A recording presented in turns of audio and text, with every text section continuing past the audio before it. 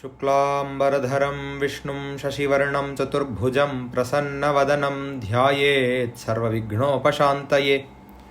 गुरुर्ब्रह्मा गुरुर्विष्णुः गुरुर्देवो महेश्वरः गुरुः साक्षात् परब्रह्म तस्मै श्रीगुरवे नमः। न गुरोरधिकं तत्त्वं न गुरोरधिकं तपः तत्त्वज्ञानात् परं नास्ति तस्मै श्रीगुरवे नमः। गुरुरादिरनादिश्च गुरुः परमदैवतं गुरोः परतरं नास्ति तस्मै श्रीगुरवे नमः।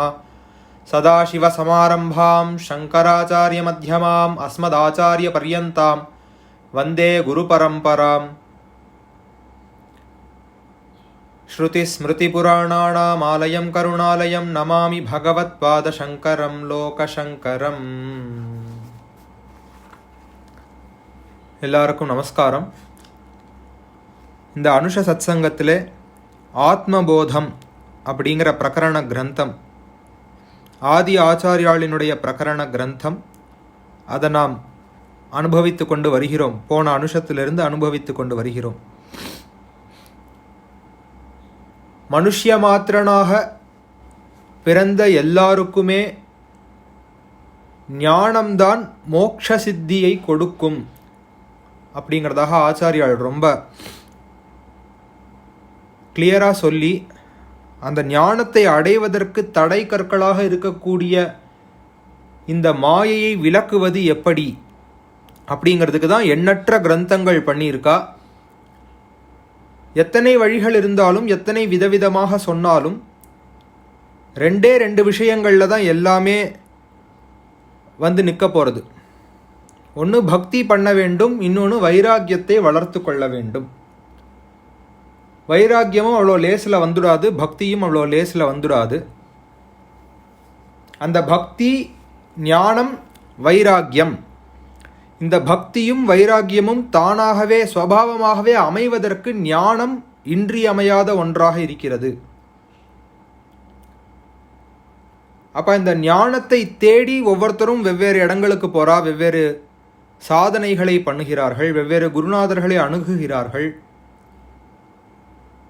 இப்படி ஞானத்தை தேடி ஓடும் ஒவ்வொருத்தருக்கும் ஞானத்தை எளிமையாக்கி அவளுடைய எவல்யூஷனல் ஸ்டேஜுக்கு ஏற்றது போல வேதாந்தம் புரியாதவாளுக்கும் வேதம் புரியாதவாளுக்கும் எல்லாருக்கும் ஞானம் பொதுவாக இருப்பதால் எல்லாருக்கும் இந்த ஞானம் சித்திக்கணுங்கிற ஆசை ஆச்சாரியாளுக்கு இருக்கிறதுனால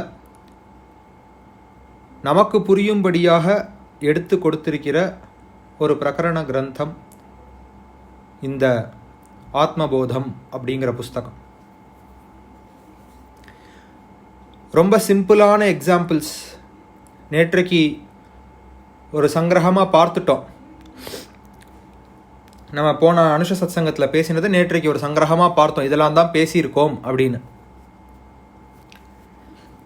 அப்படி எளிமையாக இருக்கக்கூடிய உதாரணங்களை கொண்டு ஞானம்னா இன்னது, ஆத்மானா இன்னது, இதை தெரிஞ்சுண்டா எல்லாத்தையும் தெரிஞ்சின்றது போல் ஆகும் அப்படிங்கிறதாக ஆச்சாரியாள் நமக்கு அனுகிரகம் பண்ணுறா. தொடர்ந்து அந்த ஆத்மபோதத்தை அனுபவித்து கொண்டு வருகிறோம். நேற்றைக்கு ரொம்ப அழகான ஸ்லோகத்தோட நிறுத்தி இருந்தோம். பிரகாஷோர்கஸ்ய தோயஸ்ய சைத்யம் அக்னேர் யதோஷ்ணதா ஸ்வபாவஹ சச்சிதானந்த நித்ய நிர்மலதாத்மனஹா.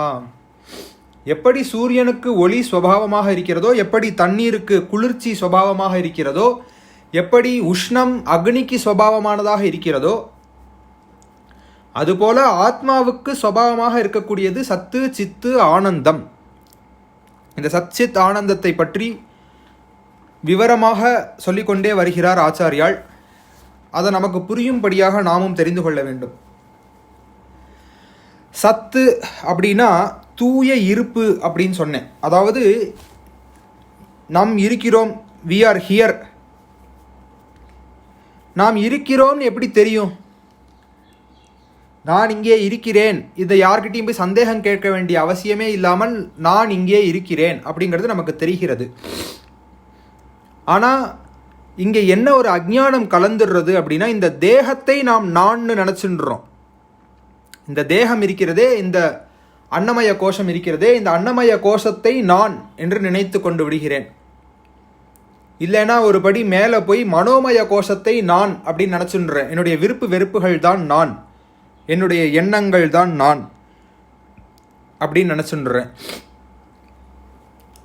ஆனால் இந்த விருப்பு வெறுப்போ இந்த அன்னமய கோஷமோ இதையெல்லாம் தாண்டிய ஒரு வஸ்து தான் நான் அப்படிங்கிற சப்தத்துக்கு அர்த்தம் அப்படிங்கிறது நமக்கு புரியாமல் இருக்கிறதுனால அவிவேகிகளாக, விவேக புத்தி இல்லாதவர்களாக நாம் இருந்து வருகிறோம்.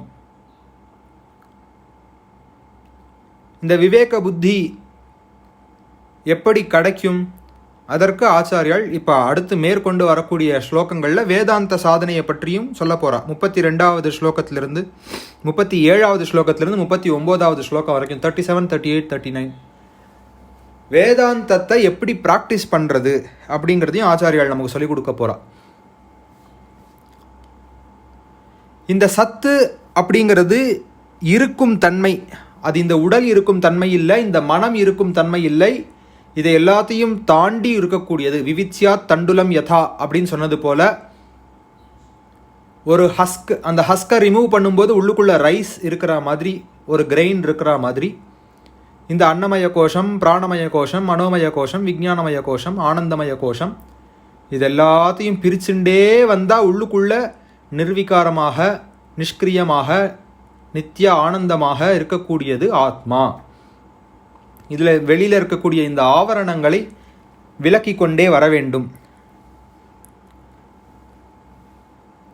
அப்போது அந்த சத்துனா என்ன, சித்துனா என்ன, உணர்வுனா என்ன அப்படிங்கிறதுல தான் பார்த்துட்டே வரும். நேற்றுக்கு சொல்லும்போது சொன்னார், ஒரு ஃப்ராக்ஷன் ஆஃப் சத்து, ஒரு ஃப்ராக்ஷன் ஆஃப் சித்து, இது ரெண்டையும் ஒரு அவிவேகத்தோடு நாம் அணுகும் பொழுது எனக்கு புரிகிறது, எனக்கு தெரிகிறது அப்படிங்கிற விஷயத்தை நாம் நினச்சிக்கிறோம். நான் தெரிஞ்சுக்கிறேன், நான் புரிஞ்சுக்கிறேன் நினச்சிக்கிறோம். நான் சொல்கிறேன், நான் நினச்சிக்கிறேன், நீங்கள்லாம் நான் கேட்கிறேன் அப்படி நீங்கள் நினச்சிக்கிறேன். அதில் சத்தும் இருக்கிறது, சித்தும் இருக்கிறது. கேட்கிற உணர்வு உங்களுக்கு இருக்கிறது, சொல்லுகின்ற உணர்வு எனக்கு இருக்கிறது.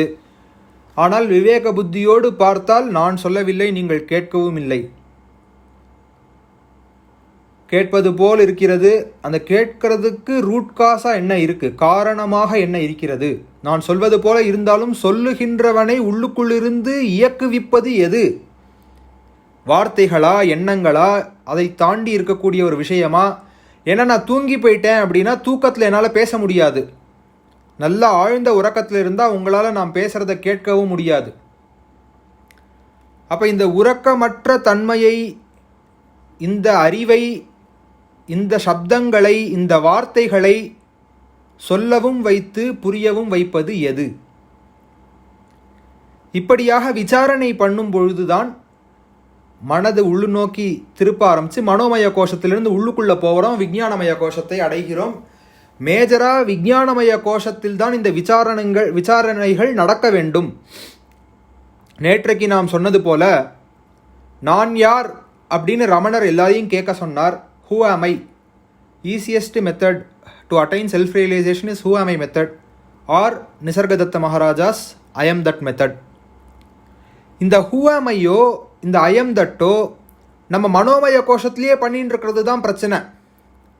நான் யாருங்கிறத விஞ்ஞானமய கோஷம் கொண்டு செய்யாமல் மனதளவிலே நான் யார், நான் யார், நான் யார்னு மனசு கேட்கறது தான் பிரச்சனை. புத்தி கேட்கல. புத்தியை கொண்டு ஒருவன் நான் யார் விசாரணை செய்வானேயானால் அவன் மனோமய கோஷத்தை தாண்டி, விஞ்ஞானமய கோஷத்தை தாண்டி ஆனந்தமய கோஷத்தை அடைய முடியும். ஆனால் மனோமய கோஷத்திலே இருந்து கொண்டு மனதினாலேயே அவன் நான் யார், நான் யார், நான் யார் என்று கேட்பதால் அவன் அந்த ஆனந்தமய கோஷத்தை அடைய முடியாமல் இந்த நான் யாருங்கிற மெத்தடே வேஸ்ட்டு சார், என்னால் புரியவே இல்லை, ஹூஆமை மெத்தடில் எனக்கு ஞானமே கிடைக்கல அப்படின்னு சொல்லிட்டு போயிடுறான். ஏன்னா அவன் செய்யக்கூடிய விசாரணை, செய்யக்கூடிய பிளாட்ஃபார்ம் தப்பாக இருக்குது. விசாரணை கரெக்டாக இருக்குது, நான் யாருங்கிற வார்த்தை கரெக்டு, செய்யக்கூடிய பிளாட்ஃபார்ம் மனோமய கோஷமாக இருப்பதால் மனசு எல்லாத்தையும் டிஸ்டார்ட் தான் பண்ணும். நேற்றைக்கே பார்த்தோம், புத்தி அல்லது intellect will reflect, mind will distort. புத்தாவேவ அவபாசேத ஆச்சாரியர்களுடைய ஸ்லோகம். புத்தியில் மட்டும்தான் ஆத்மா ரிஃப்ளெக்ட் ஆகிறது.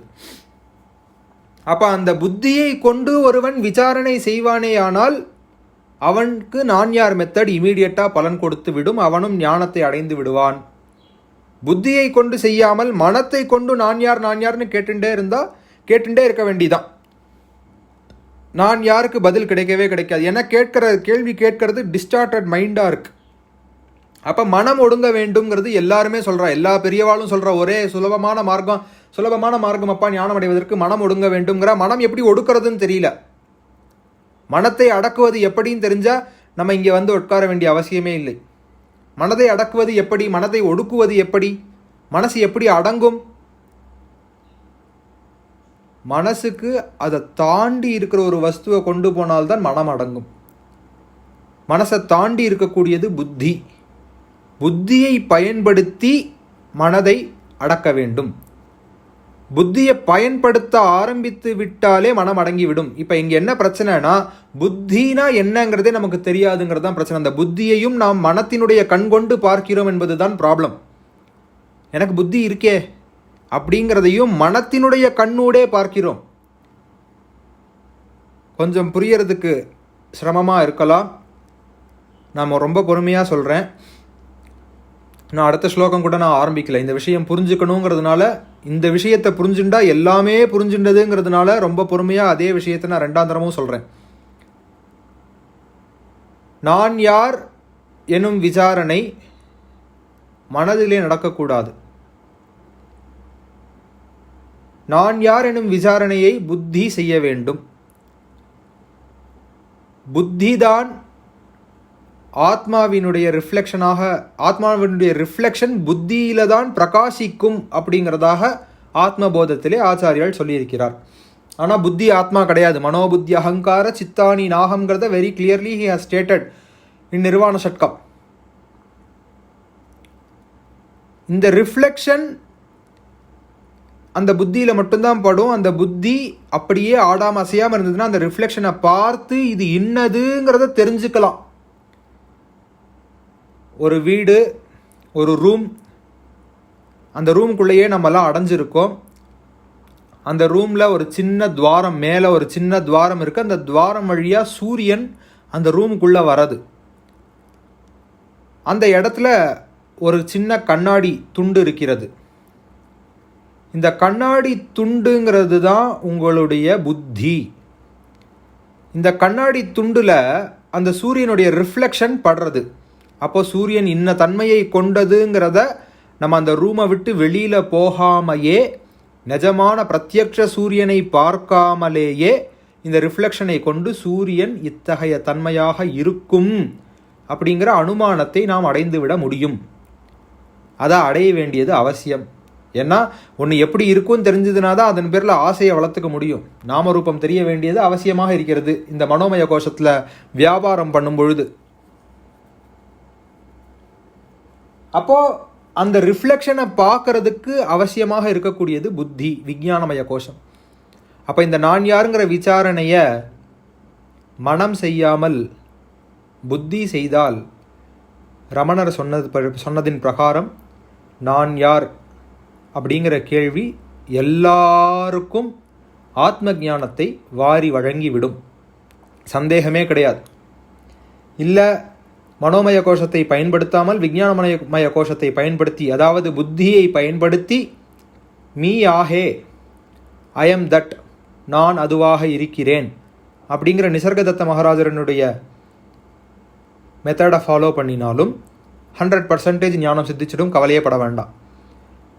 இன்றைக்கி ஏன் அந்த ரெண்டு மெத்தடுமே நமக்கு கை கொடுக்கவில்லை என்றால், அந்த 2 மெத்தடையும் நம்ம ஃபாலோ பண்ணுற இடம் தவறாக இருக்கிறது. அதை செய்யக்கூடிய இடம் மனோமய கோஷமாக இருக்கிறதுங்கிறது தான் பிரச்சனை. மனோமய கோஷத்தை மனசை தாண்டி போகணும். ஞானம் அடைஞ்சிட்டா நிம்மதியாக இருந்துடலான்னு ஒரு பொல்லாத்தனம் இருக்குது எல்லாருக்கும். ஞானம் அடைஞ்சிட்டோன்னா நிம்மதியாக இருந்துருவோமாக்கும். ஞானம் அடைஞ்சிட்டா நிம்மதின்னு நினச்சிக்கிறோம். அது மனசினுடைய டிஸ்டார்ஷன். ஞானம் அடைஞ்சால் நிம்மதி, ஞானம் அடைஞ்சால் ஏதாவது மேஜிக் பண்ணி காமிக்கலாம், ஞானம் அடைஞ்சால் பகவத் சாட்சா்காரம் ஆயிடும், ஞானம் அடைஞ்சால் இப்படி பண்ணிடலாம் அப்படி பண்ணிடலாம், லோகத்தையே திருப்பி போட்டுடலாம். இதெல்லாம் மனசு பண்ணுகிற டிஸ்டார்ஷன். இந்த எண்ணத்தோடு ஒருவன் ஞானத்தை அணுகும் பொழுது அவன் ஞானத்தை புரிந்து கொள்வதில்லை.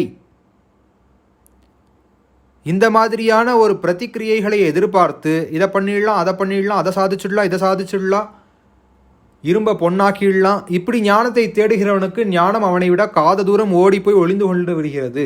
ஏன்னா அவன் மனத்தினுடைய கண் கொண்டு ஞானத்தை எடை போட நினைக்கிறான். மனதினுடைய கண் கொண்டு அவன் ஞானத்தை பார்க்க நினைக்கிறான். மனசு ரிஃப்ளெக்ட் பண்ணாது. Mind will only distort. Intellect will reflect the existence, the soul, but mind will only distort. So don't try to approach with your mind, but approach the inquiry, self inquiry. என்கொயரிங்கிறது வேற, இன்கொயரிங்கிறது வேற. இன்கொயரிங்கிறது விசாரம். So approach the self inquiry with intellect, not with your mind. அதை தான் அடுத்த ஸ்லோகத்தில் ஆச்சாரியால் சொல்கிறா. ஆத்மனஸ் சச்சிதம்சச்ச புத்தேர் விருத்திரிதி த்வயம் சம்யோஜ்ய ச விவேகேன ஜானாமீதி பிரவர்த்ததே. அகம் ஜானாமி, நான் தெரிந்து கொள்கிறேன் அப்படிங்கிற எண்ணமே எங்கே வருகிறது அப்படின்னா அந்த அவிவேகம். கொஞ்சூண்டு சத்து கொஞ்சூண்டு சித்து ரெண்டும் சேருகிறது. இந்த ரெண்டோட கலவையில் அவிவேகத்தோடு அதை அணுகும் பொழுது நான் தெரிந்து கொள்கிறேன் நினச்சிக்கிறோம். ஆனால் நான் தெரிஞ்சுக்கிறேங்கிறது நான் கிடையாதுன்னு ஆச்சாரியால் சொல்கிறார். அறிவை அறியும் அறிவு நேற்றைக்கே பார்த்தோம். அந்த அறிவை அறியும் அறிவாக இருக்கக்கூடியது தான் ஸ்வஸ்வரூபம். ஆத்மனோ விக்ரியா நாஸ்தி புத்தேர் போதோ ந ஜாத்வபி ஜீவ சர்வமலம் ஞாத்வா கர்த்தா திரஷ்டேதி முஹ்யதி. இப்போ இந்த புத்தியில் இருக்கிறதே, இந்த புத்தி அந்த ஆத்மாவை தெரிந்து கொள்ளாமல் இந்த மனசோட சம்பந்தப்பட்டுருக்கு. நேற்றைக்கே சொன்னேன், ஒரு 180 டிகிரி திருப்பி விட்டுட்டோன்னா சரியாக போயிடும். கண்ணாடியை மனோமய கோஷத்திலிருந்து ஆனந்தமய கோஷம் பக்கமாக திருப்பி விட்டுட்டோன்னா ஆனந்தமய கோஷம் ரிஃப்ளெக்ட் ஆக ஆரம்பிச்சிடுங்கிறத நேற்றைக்கே நாம் சொன்னோம். அதை எப்படி திருப்பி விடுறதுங்கிறது தான் இந்த ஸ்லோகம். அப்போ இந்த சத்தும் இந்த சித்தும் கொஞ்சமாக சேர்ந்து நான் தெரிஞ்சுக்கிறேன் அப்படின்னு நினச்சிண்டா இல்லையா? அப்போ இந்த புத்தி இருக்கிறதே, இந்த புத்தி அவிவேகத்தோடு இருக்கும் பொழுது, அதாவது மனோமய கோஷத்தோடு சம்பந்தப்பட்டு இருக்கும்போது, மனசும் புத்தியும் சேர்ந்து இருக்கும் பொழுது நான் தான் கர்த்தா, நான் செய்கிறேன், நான் திரஷ்டா, நான் பார்க்கிறேன், நான் தான் வக்தா, நான் சொல்கிறேன், நான் ஸ்ரோதா, நான் கேட்கிறேன் அப்படிங்கிற எண்ணங்கள் வரக்கூடிய நிலைமை ஏன் ஏற்படுகிறது? ஏன்னா அது மனோமய கோஷம் பக்கமாக கண்ணாடி திரும்பி இருக்குது. அதனால் டிஸ்டார்ட் ஆகிடுறது. The image has got distorted with the help of Manomaya kosham. அந்த விஞ்ஞானமய கோஷங்கிற கண்ணாடியை ஆனந்தமய கோஷம் பக்கமாக திருப்பி வச்சுட்டோன்னா நான் சீயர்னோ, அதாவது நான் திரஷ்டானோ, நான் வக்தானோ, நான் ஸ்ரோதானோ, நான் கேட்கிறவன், நான் சொல்கிறவன், நான் பார்க்கிறவன், நான் தெரிந்து கொள்ளுகிறவன் என்பதோ இருக்காது. அப்போ எதனுடைய துணை கொண்டு நான் பார்க்கிறேன், எதனுடைய துணை கொண்டு நான் கேட்கிறேன், எதனுடைய துணை கொண்டு நான் இந்த விஷயங்களை புரிந்து கொள்கிறேன் அப்படிங்கிறத தெரிஞ்சுக்கிறது அவசியமாக இருக்கிறது. ரஜ்ஜு சர்ப்பவதாத்மானம் ஜீவம் ஞாத்வா பயம் வஹேத் நாஹம் ஜீவஹா பராத்மேதி ஞாதஷ்சே நிர்பயோ பவேத். இதனால் என்ன ஆயிடுறதுன்னா, இந்த கர்த்திருவ பாவத்தை நாம் ஏற்றுக்கொள்வதால், நேற்றைக்கே ஒரு எக்ஸாம்பிள் சொல்லியிருந்தேன். ஒரு கார் பிடிச்சி இங்கேருந்து டெல்லிக்கு போகிறோம். அப்போ கார் தான் டெல்லிக்கு போகிறது. சென்னை டு டெல்லி கார் தான் ட்ராவல் பண்ணுறது. அந்த காருக்கு தான் போகிறோம் அப்படிங்கிற எண்ணம் இல்லை. உள்ளுக்குள்ளே சும்மா உட்காண்டிருக்கிற நமக்கு நான் போகிறேன் அப்படிங்கிற எண்ணம் இருக்கிறது. சும்மா இருக்கிற எனக்கு நான் போகிறேங்கிற எண்ணம் இருப்பதால் நான் கர்த்தாவாக என்னை ஆரோபித்து கொள்ளுகிறேன். நிஜமாலே போனாலும் நான் போகிறேன் அப்படிங்கிற எண்ணம் அந்த காருக்கு இல்லாததுனால அந்த கர்மாவோ அந்த கர்த்திருவ பாவமோ அந்த வண்டியை அணுகுவதில்லை. அந்த வண்டிக்கு கர்மா ஏற்படுறதில்லை. ஏன்னா அந்த கர்த்திருவ பாவம் இல்லை அந்த கர்ம ஆரோபணம் அந்த வண்டி தனக்குத்தானே செய்து கொள்வதில்லை. இதுக்கு ரொம்ப ஃபேமஸான ஒரு எக்ஸாம்பிள் இந்த ஸ்லோகத்தில் ஆச்சாரியால் சொல்கிறார். ரஜ்ஜு சர்ப்ப நியாயம். ஒரு பழுதை இருக்கிறது. ஒரு வக்கியப்போர். அந்த வக்கியப்போரை பார்த்து பாம்புன்னு நினச்சிக்கிறோம் ராத்திரி. ஏன்னா அந்த இடத்துல ஒளி மங்கி இருக்கிறதுனால நீளமாக கயிறாட்டமாக என்னமோ இருக்குது. அந்த கயித்தை பார்த்து பாம்பு அப்படின்னு நினச்சிக்கிறோம். பாம்புன்னு நினச்ச உடனே நமக்கு ஒரு பயம் வந்து விடுகிறது. அந்த பயம் சத்தியமாக இருக்கிறது. அந்த க்ஷணத்துக்கு அந்த பயம் உண்மையாக இருக்கிறது. பயம் பொய் கிடையாது. அந்த பயங்கிற உணர்வு, அந்த கயிறை பார்த்தோன்னா பாம்புன்னு நினச்சி பயப்படுற பயம், பயம் எனும் உணர்வு உண்மையான பய உணர்வாக இருக்கிறது. அப்போது ஒரு டார்ச் லைட் அடித்து பார்த்த உடனே அது கயிறுன்னு தெரிஞ்சிடுறது. ஏற்பட்ட பயம் விலகி விடுகிறது. ஏற்பட்ட பயம் விலகி விடுகிறது. இதே போல தான் இந்த ஜீவன் இருக்கிறதே, இந்த தேகாத்ம இந்திரிய சமஷ்டி இருக்கிறதே, தேகம் இந்திரியம் இந்த இதெல்லாம் சமஷ்டி தானே. இந்த சமஷ்டியை நான் நான் நினச்சிக்கிறதுனால இந்த combination of body, the combination of mind, the combination of body mind and intellect, this is not what we refer as I. Please understand. இந்த combination of body mind and intellect is not I. இதை ஜீவன்னு நினச்சிக்கிறது வந்து எப்படி, எதற்கு சமானம் அப்படின்னா ஒரு கயித்தை பாம்புன்னு நினச்சிக்கிறதுக்கு சமானம்ங்கிறார். ரஜ்ஜு சர்ப்பவது ஆத்மானம். ரஜ்ஜுவை சர்ப்பம் என்று நினைத்து கொள்வது போல, கயிற்றை பாம்பு என்று நினைத்து கொள்வது போல. ஆனால் இந்த பயத்திலிருந்து எப்படி நிர்பயமாக ஆக முடியும்? நாஹம் ஜீவஹா பராத்மேதி ஞாதச்சேன் நிர்பயோ பவேத். நாஹம் ஜீவஹா, இந்த ஜீவாத்மா நான் இல்லை, நான் பரமாத்மா என்பதை தெரிந்து கொள்வதால் ஒருத்தன் இந்த பயம் விலகி நிர்பயமாக ஆகிறான். அவனுக்கு அதுக்கப்புறம் பயம் ஏற்படுவதில்லை. அது கயிறுன்னு தெரிஞ்செடுத்து, கயிறுன்னு தெரிஞ்சப்பறம் திருப்பி பாம்புன்னு நினச்சி பயந்துக்கோங்கன்னா பயம் வருமா?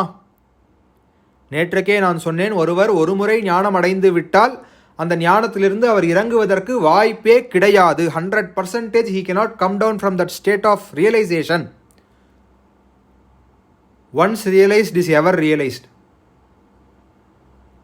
அதை இந்த எக்ஸாம்பிள் மூலமாக ஆச்சாரியால் இன்னும் தெளிவாக எக்ஸ்பிளைன் பண்ணுறா.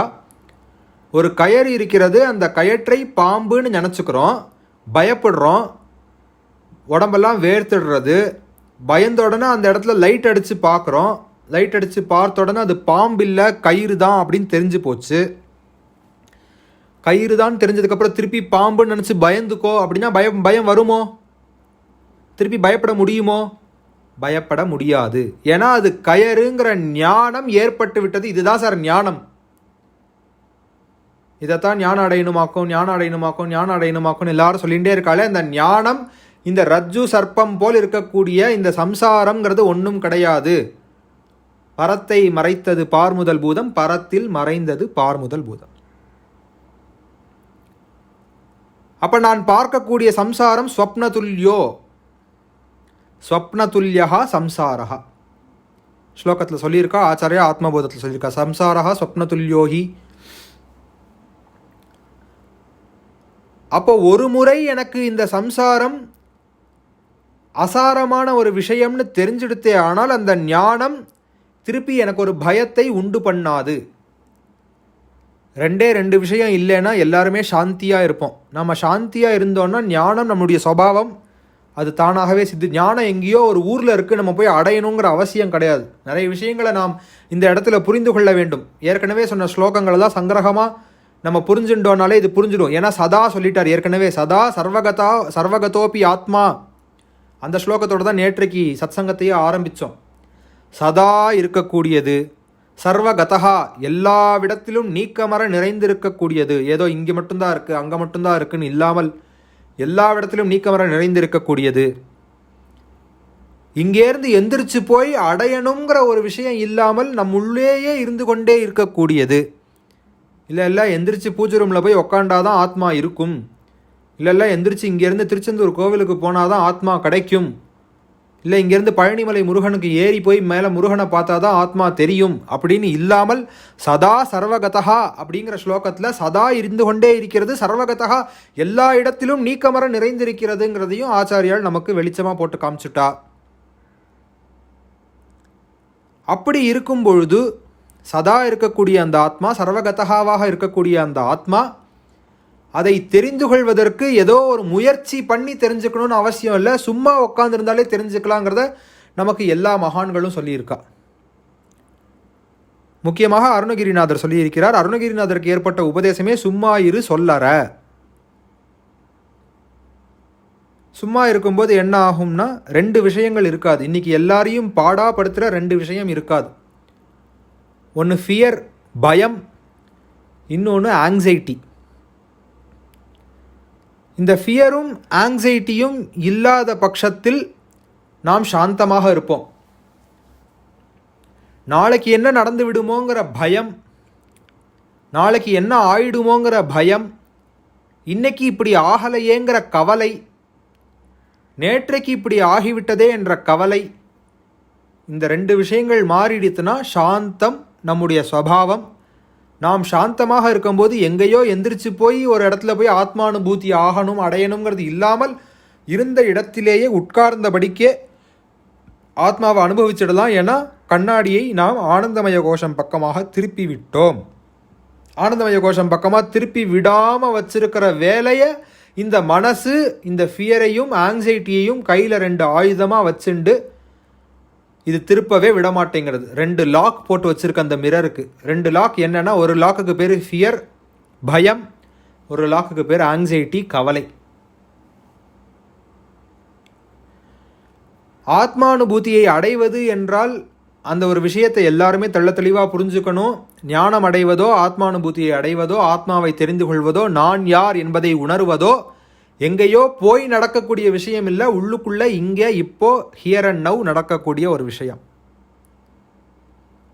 இது நடக்கிறதுக்கு நாம் செய்ய வேண்டிய ஒரே வேலை அந்த 2 லாக்கை ரிமூவ் பண்ணிடணும்.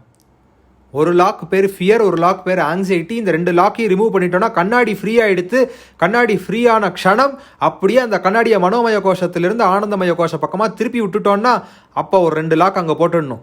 பக்தி, வைராக்கியம், அப்புறம் ஆனந்தம். ஆனந்தம் ஆனந்தமே தான், நித்யானந்தம் தான். நித்யானந்தம் பரமசுகதம் கேவலம் சாந்தமூர்த்திம் துவந்த்வாதீதம் ககனசருஷம் தத்துவமஸ்யாதி லட்சியம் ஏகம் நித்யம் விமலமச்சலம் சர்வதீ சாட்சி பூதம் அப்படின்னு ஆயிடலாம். அதற்கு நாம் செய்ய வேண்டியது என்ன? இந்த பயம், கவலைங்கிற லாக்கை ரிமூவ் பண்ணிவிட்டு பக்தி, வைராக்கியங்கிற லாக்கை போட்டு கண்ணாடி அந்த பக்கமாக திருப்பி விட்டால் அவ்வளோதான் சார் ஆத்ம ஞானம். அதை தான் ஆச்சாரியர் இங்கே சொல்கிறா. இந்த ரஜ்ஜு சர்ப்ப நியாயத்தின் மூலமாக நீங்கள் தெரிந்து கொள்வது, ஒரு முறை அந்த கயிறு தான் என்கின்ற ஞானம் ஏற்பட்டு விட்டால் திருப்பி அதை பாம்புன்னு நினச்சி உங்களால் பயப்பட முடியாது. அதுதான் ஞானத்தினுடைய வலிமை. அது கயிறுன்னு தெரிகிற வரைக்கும் பயந்துட்டே இருப்போம். அது கயிறு தான் தெரிகிற வரைக்கும் பயம் இருக்கும், வேர்க்கும். அங்கேயே மூத்திர விசர்ஜனம் கூட பண்ணிடுவா பயத்தில். அது எல்லாம் சத்தியம். ஆனால் லைட் அடித்து அது சர்ப்பம் தான்னு தெரிஞ்செடுத்துனா அதுக்கப்புறம் திருப்பி பயப்படுங்கோன்னா பயப்பட மாட்டா. அந்த ஒளி குரு கிருப்பை, அது வெறும் கயிறு அப்படின்னு தெரிஞ்சுக்கிறது ஞானம். அப்போ அது சம்சாரம். இந்த சம்சாரத்தால் நான் பற்றப்படுவதில்லை, நான் இந்த ஜீவாத்மா இல்லை, நான் பரமாத்மா, நாகம் ஜீவகா பராத்மேதி ஞாதா சேத் தெரிந்து கொண்டால் நிர்பயோ பவேத். அவருக்கு அதற்கப்புறம் இந்த சம்சார பயமோ, எந்த விதமான பயமோ இல்லை, நான் ஜீவாத்மாங்கிற பரிமிதமான ஒரு எண்ணமோ, தன்னைத்தானே குறைத்து கொள்வதோ ஏற்படாது. திரும்பவும் அவரா நினைச்சா கூட பண்ண முடியாது. அதுதான் இந்த ஞானத்தின் மகத்துவமாக ஆச்சாரியால் இந்த ஸ்லோகத்தில் நமக்கு விளக்கி காட்டுகிறார்.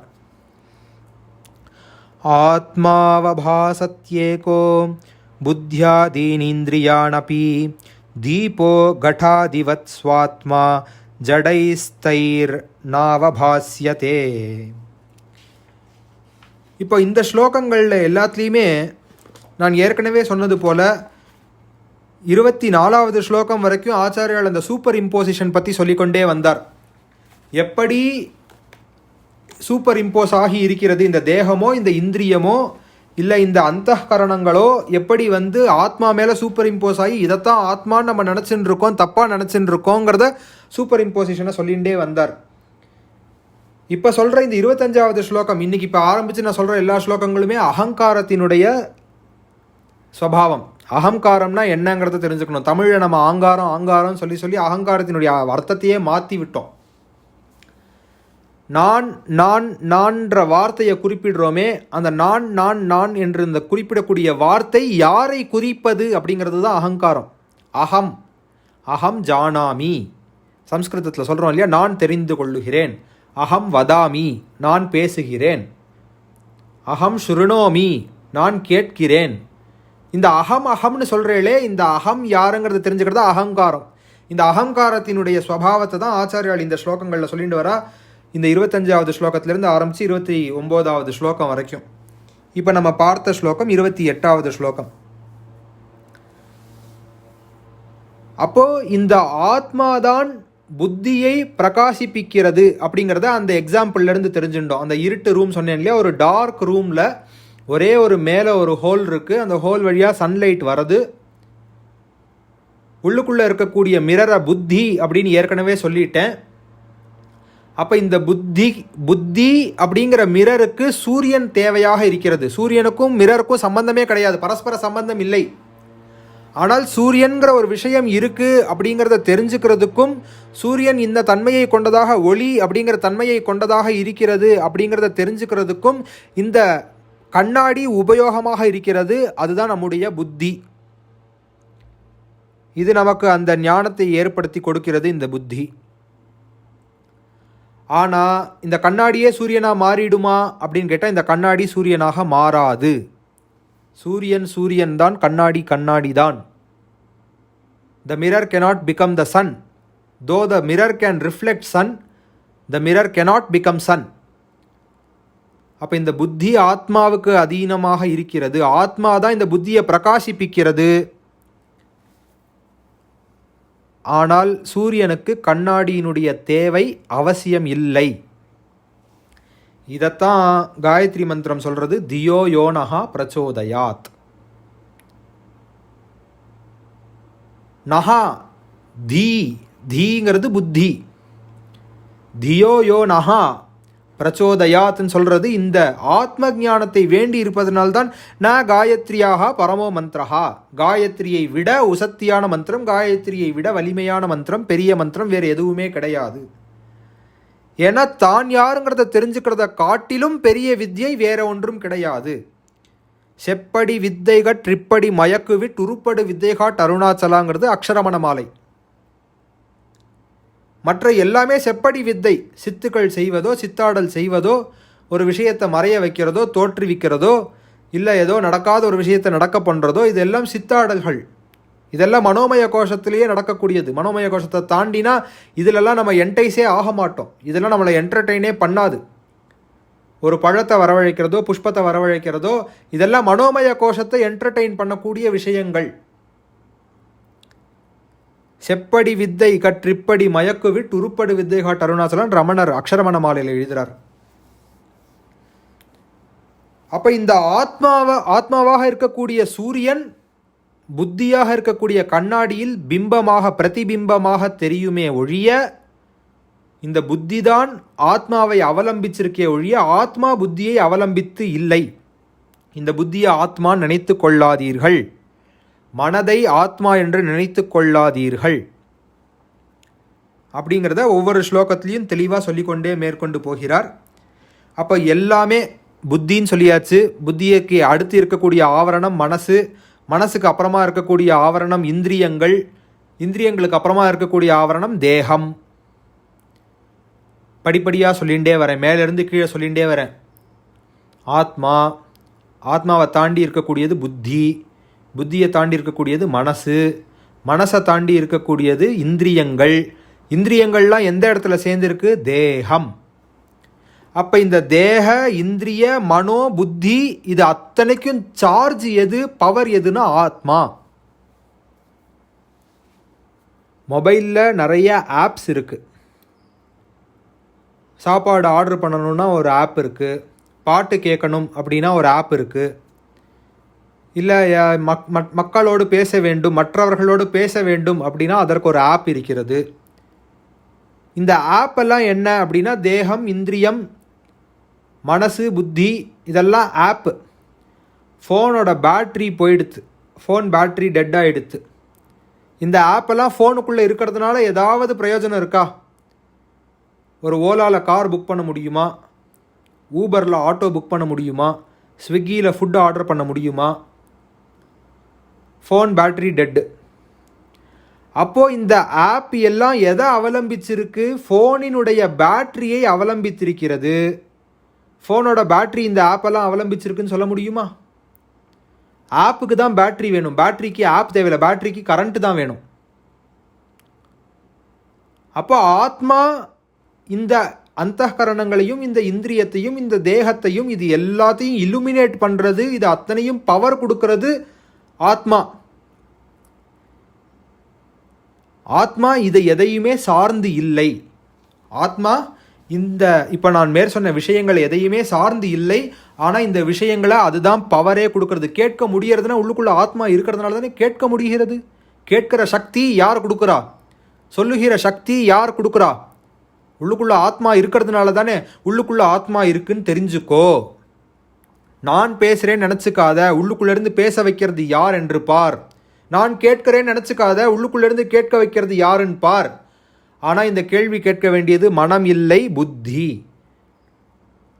மீண்டும் ஒரு முறை சொல்லுகிறேன், ஹூ ஆம் ஐயோ, ஐஎம் தட்டோ மனோமய கோஷத்திலே நடக்கக்கூடாது, விஞ்ஞானமய கோஷத்திலே நடக்க வேண்டும். அதாவது மனசில் பண்ணக்கூடாது, புத்தியினால் விசாரம் பண்ண வேண்டும். ஸ்வபோதே நான்யபோதேச்சா போத ரூபதயாத்மனஹ ந தீபஸ்யான்ய தீபேச்சயா யதா ஸ்வாத்ம பிரகாசனே.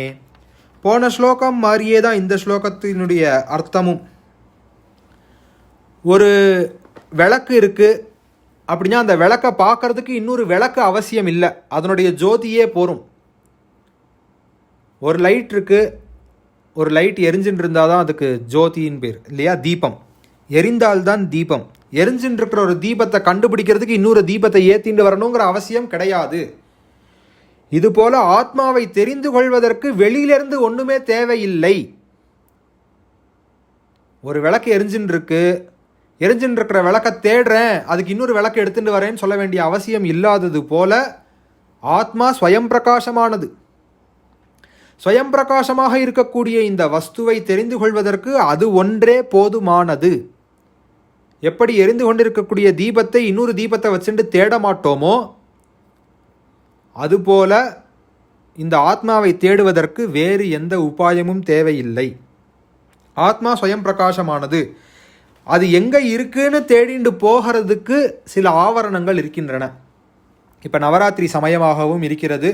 இதை இந்த இடத்துல சொல்கிறதும் ரொம்ப ஆப்டாக இருக்கும். ஏன்னா இதுக்கு அடுத்து வரக்கூடிய ஸ்லோகங்கள் அதே ஐடியாலஜியில் இருக்கிறதுனால இந்த இடத்துல இதை சொல்ல வேண்டியது ரொம்ப ரொம்ப அவசியம். எல்லா தேவி உபாசகாலுக்கும் நன்றாக தெரியும், அவள் பண்ணக்கூடிய பூஜையிலேயே வசத்தியான பூஜை, அம்பாளுக்கு ரொம்ப இஷ்டமான பூஜைங்கிறது நவாவரண பூஜை, தேவி நவாவரண பூஜை. சங்கீத மும்மூர்த்திகள்லாம் கூட நவாவரண கீர்த்தனைகள் எழுதியிருக்கா. ஷியாமா சாஸ்திரி காமாட்சி நவாவரணம் எழுதியிருக்கார். முத்துசுவாமி தீட்சிதர் கமலாம்பா நவாவரணம் எழுதியிருக்கார். ஊத்துக்காடு வெங்கட சுப்பையர் காமாட்சி நவாவரணம் எழுதியிருக்கார். இப்போது இந்த நவாவரண கீர்த்தனைகள், நவாவரண பூஜை ஆஸ் சச் ஸ்ரீவித்யா உபாசகால் எல்லாருமே எடுத்துக்கக்கூடிய ஒரு பூஜை. ஸ்ரீசக்கரத்தை வழிபடக்கூடிய ஒரே முறை நவாவரண பூஜை. அதற்கு என்ன அர்த்தம், அந்த பொருளுக்கு என்ன அர்த்தங்கிறத தெரிஞ்சுக்கணும் எல்லாரும். குருமுகமாக உபதேசம் வாங்கிட்டு தான் பண்ண போகிறா. இருந்தாலும் தியரி என்னன்னு தெரிஞ்சுக்கிறதுல தப்பு கிடையாது. கான்செப்ட் என்னன்னு புரிஞ்சுக்கணும். ஆத்மாவை தனியாக நீங்கள் தெரிஞ்சுக்க முடியாதுன்னு ஆச்சாரியால் ரொம்ப ஆணித்தரமாக சொல்லிட்டா. தனியாக எங்கேயோ போய் ஒன்று கண்டுபிடிச்சு ஒன்று கொண்டு வர வேண்டிய வஸ்து கிடையாதுங்கிறத ஆச்சாரியால் தெள்ள தெளிவாக கூறிவிட்டார்கள்.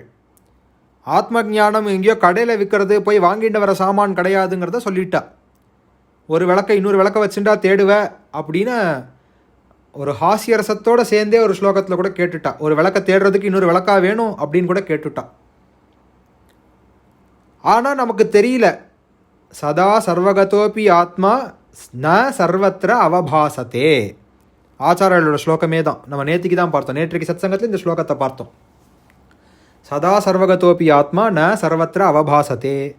சதா இருந்தாலும் சர்வத்திர இருந்தாலும் எல்லா இடங்களிலும் ஆத்மா தெரிவதில்லை.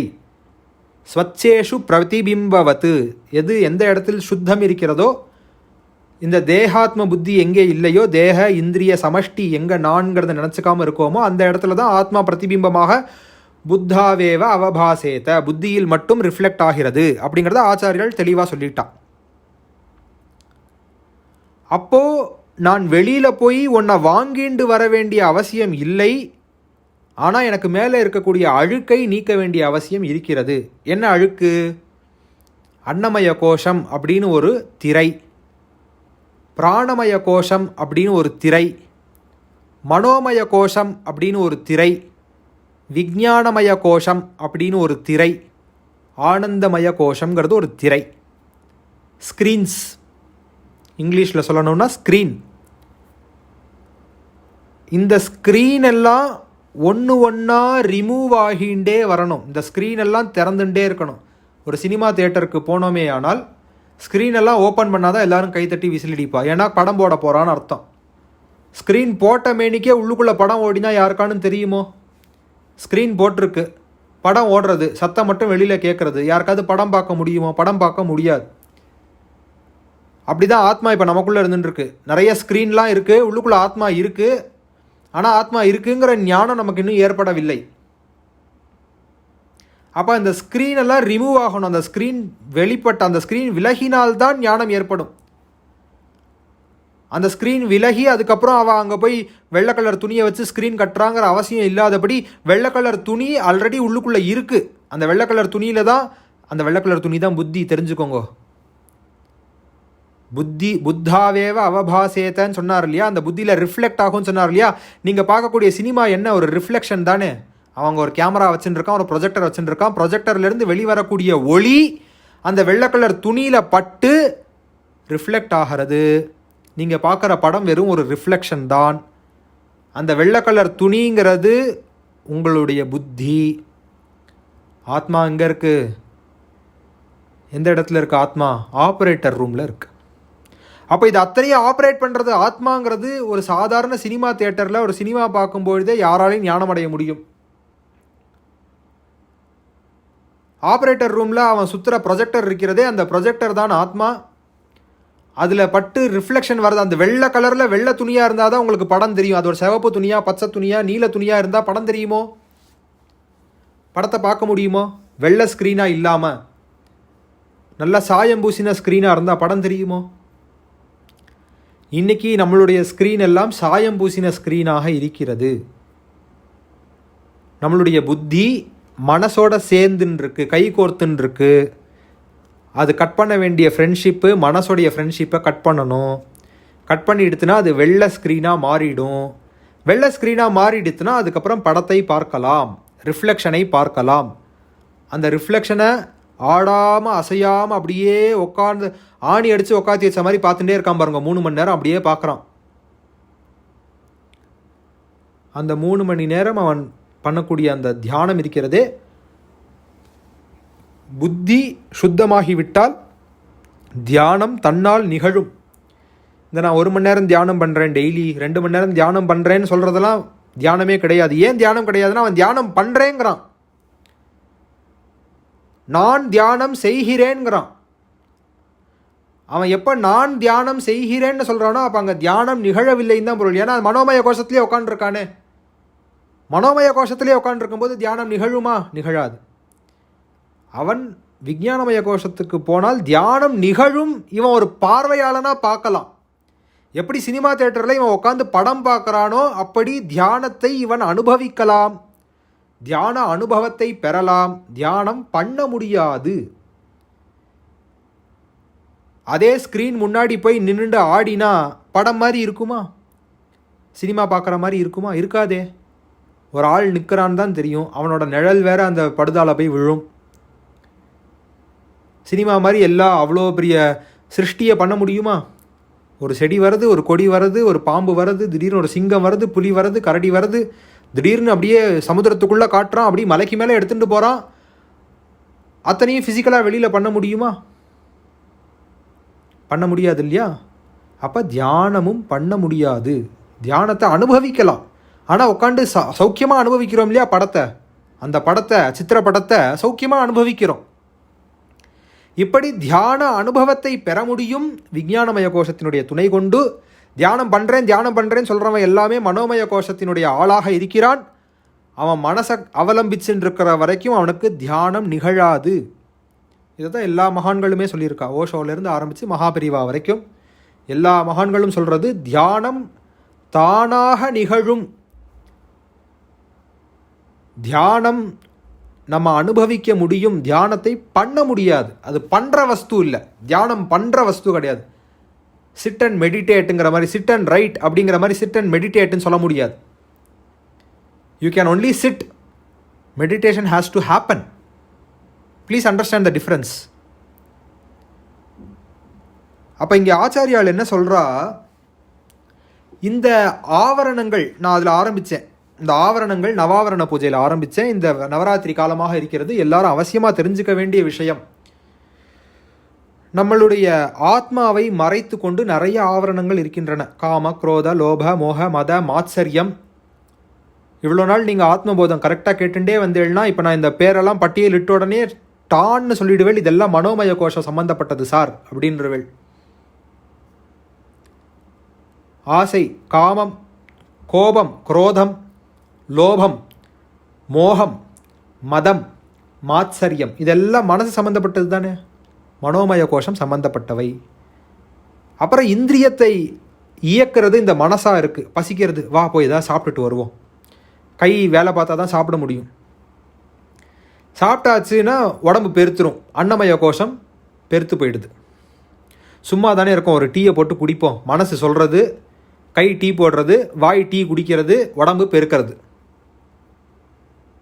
ஏதோ வாய் நமனமாங்கிறது. ஒரு காரப்பொரி பண்ண, மழை வேற பெய்யறாப்புல இருக்குது, ஒரு காரப்பொரியை பண்ண சொல்கிறது மனசு, கை காரப்பொரியை பண்ணுறது, வாய் காரப்பொரி சாப்பிடுது, உடம்பு அதற்குண்டான விகாரத்தை அடைகிறது. அப்போ யார் இங்கே ராஜ்யம் நடத்தின்னு இருக்கா? நிஜமான ராஜா என்ற ராஜ்யத்தை நடத்தாமல் யாரோ ஒரு ஏஜென்ட்டு, மனசுங்கிற ஏஜென்ட்டு இங்கே ராஜ்யபாரம் பண்ணின்னு இருக்கு.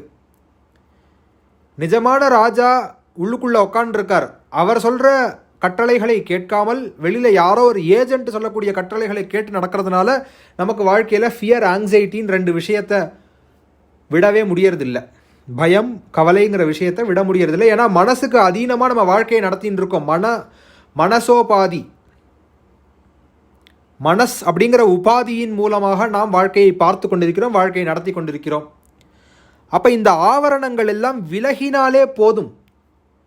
நான் இந்த கை, நான் இந்த கால், நான் இந்த முகம், நான் இந்த அழகு, நான் ஆண், நான் பெண், நான் இத்தனை வயசு, எனக்கு தான் அழகான மூக்கு இருக்கிறது, எனக்கு அழகான வாய் இருக்கிறது, இதெல்லாம் ஆவரணம் தானே. இந்த தேகமே நான் இல்லைங்கிற சமயத்தை எல்லாரும் உணரக்கூடிய சமயம் இந்த லோகத்தில் மரணம். பாடி அப்படியே இருக்குது, ஆள் மட்டும் காணும். பாடி அப்படியே இன்டாக்டாக இருக்குது. 2-3 நாளில் அது டிகே வேறு ஆக ஆரம்பிச்சிடுறது. ஏன்னா உள்ளுக்குள்ளே ஆள் இல்லையே. அந்த ஃபேக்ட்ரியை ரன் பண்ணிட்டு இருந்த ஆள் இல்லை. பெரிய ஃபேக்ட்ரி ஆக்கும். Human body is a biggest factory. அந்த ஃபேக்ட்ரியை ரன் பண்ணிட்டு இருந்த ஆள் இல்லை.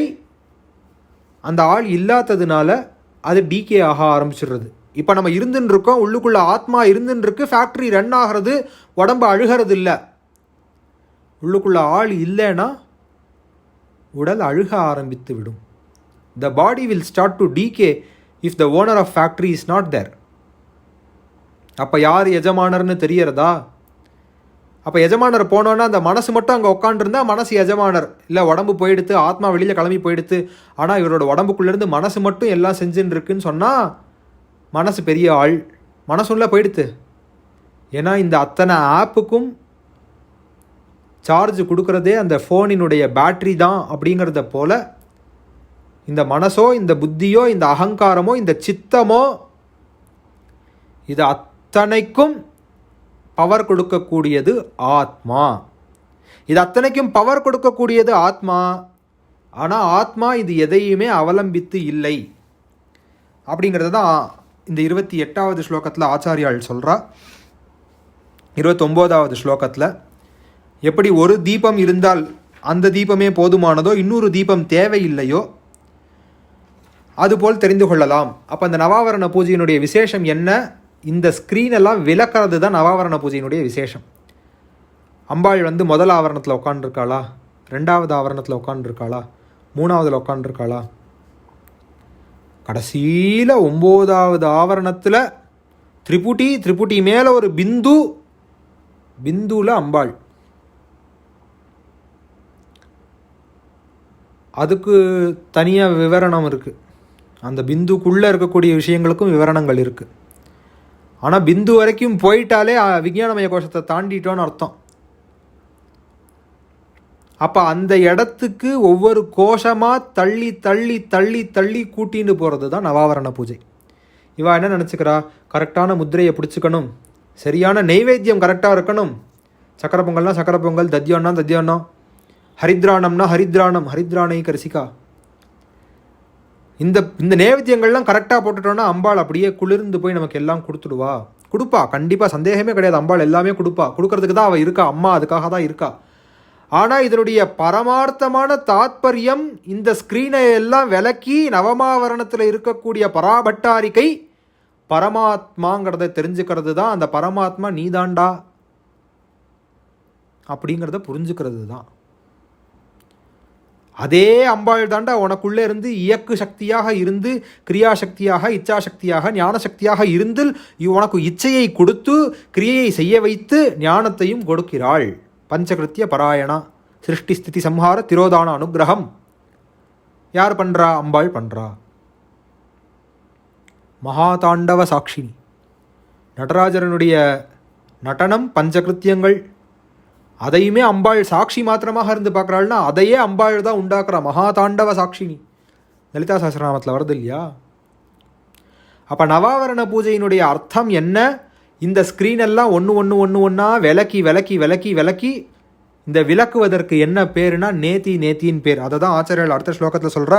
நிஷித்ய நிகிலோபாதீன் நேதி வாக்கியதா வித்யாதைக்கியம் மகாவாக்கியைஹி ஜீவாத்ம பரமாத்மனோஹோ.